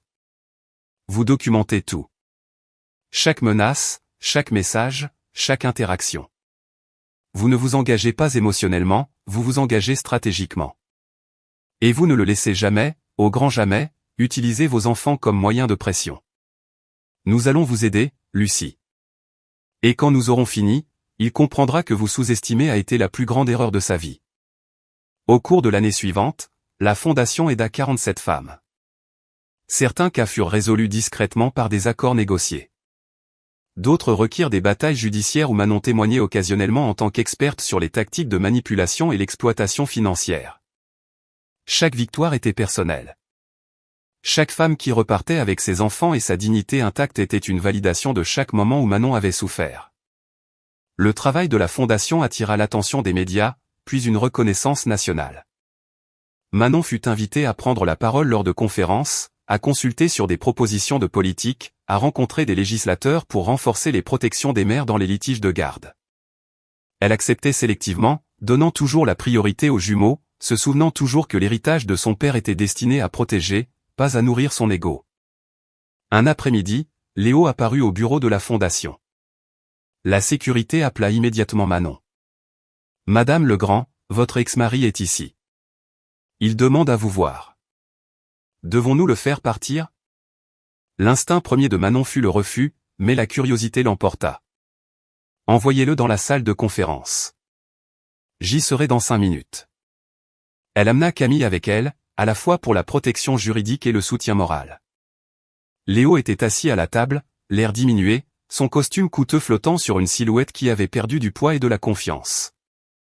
Son visage était tiré, ses yeux fatigués.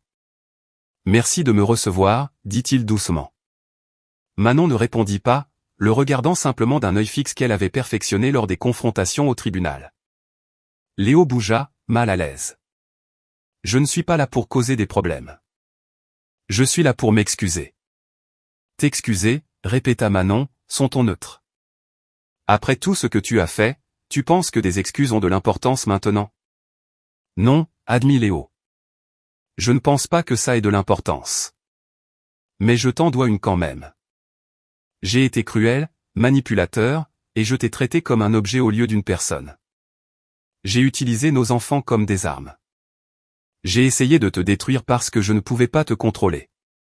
Et je suis désolé. » Il marqua une pause, semblant rassembler son courage. « Je suis aussi ici pour renoncer à mes droits parentaux. J'ai réalisé que je ne suis pas capable d'être le père dont ils ont besoin. Tu avais raison sur tout, Manon. Je ne les mérite pas. Camille commença à parler, mais Manon leva la main, la faisant taire. Tu as raison. Tu ne les mérites pas. Mais je n'accepte pas ta renonciation aux droits parentaux. Léo parut confus. Pourquoi pas? Je pensais que tu voudrais que je disparaisse complètement. Parce que les jumeaux méritent mieux qu'un père qui abandonne quand les choses deviennent difficiles, dit fermement Manon.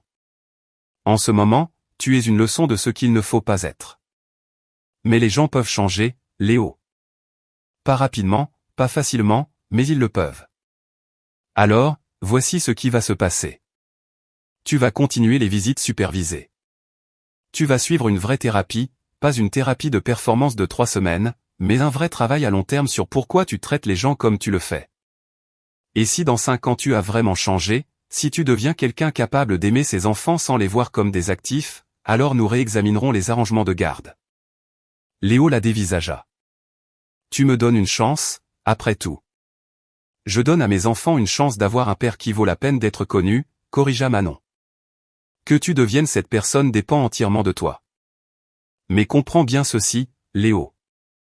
Si jamais, et je dis bien jamais, tu essaies de les manipuler, de les utiliser ou de leur faire du mal comme tu m'en as fait, il n'y a aucun coin de cette terre où les ressources de mon père ne te trouveront pas.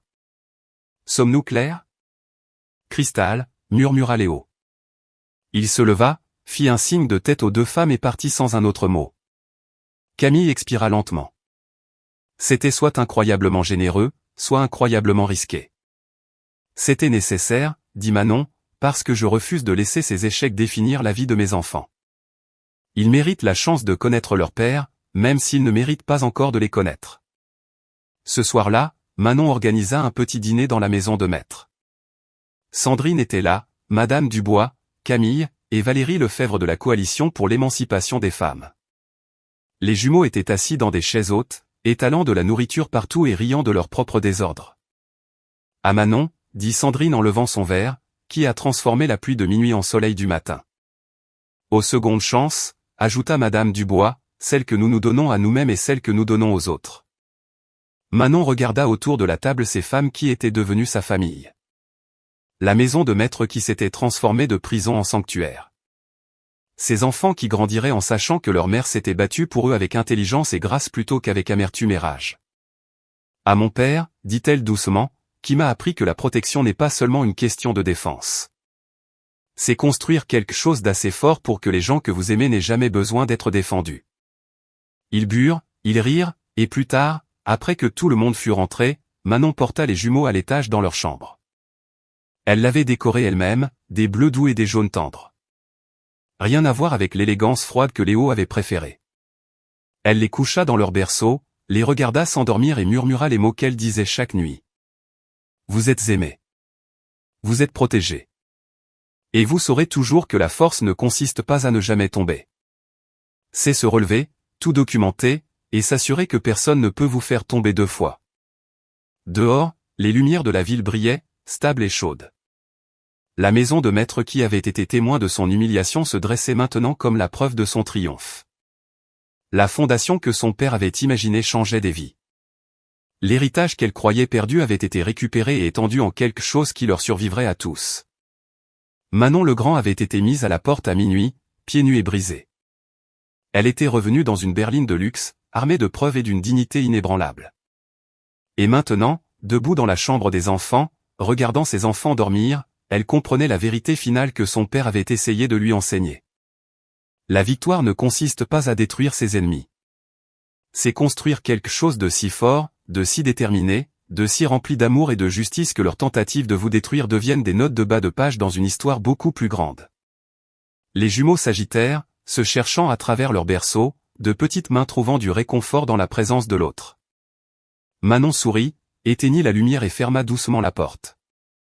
Demain, elle se réveillerait et continuerait le travail, aidant les femmes à trouver leur propre chemin de l'humiliation au triomphe. Mais ce soir, elle existait simplement dans la satisfaction tranquille de savoir qu'elle avait fait plus que survivre. Elle avait transformé la souffrance en but, la douleur en pouvoir, et la pluie de minuit en un héritage qui abriterait les générations à venir. La tempête était passée. Le soleil s'était levé. Et Manon le Grand, autrefois jeté comme un déchet, était maintenant la preuve que la patience, la préparation et une dignité inébranlable pouvaient surmonter toute trahison, toute humiliation, toute tentative de briser une femme qui refusait de rester brisée.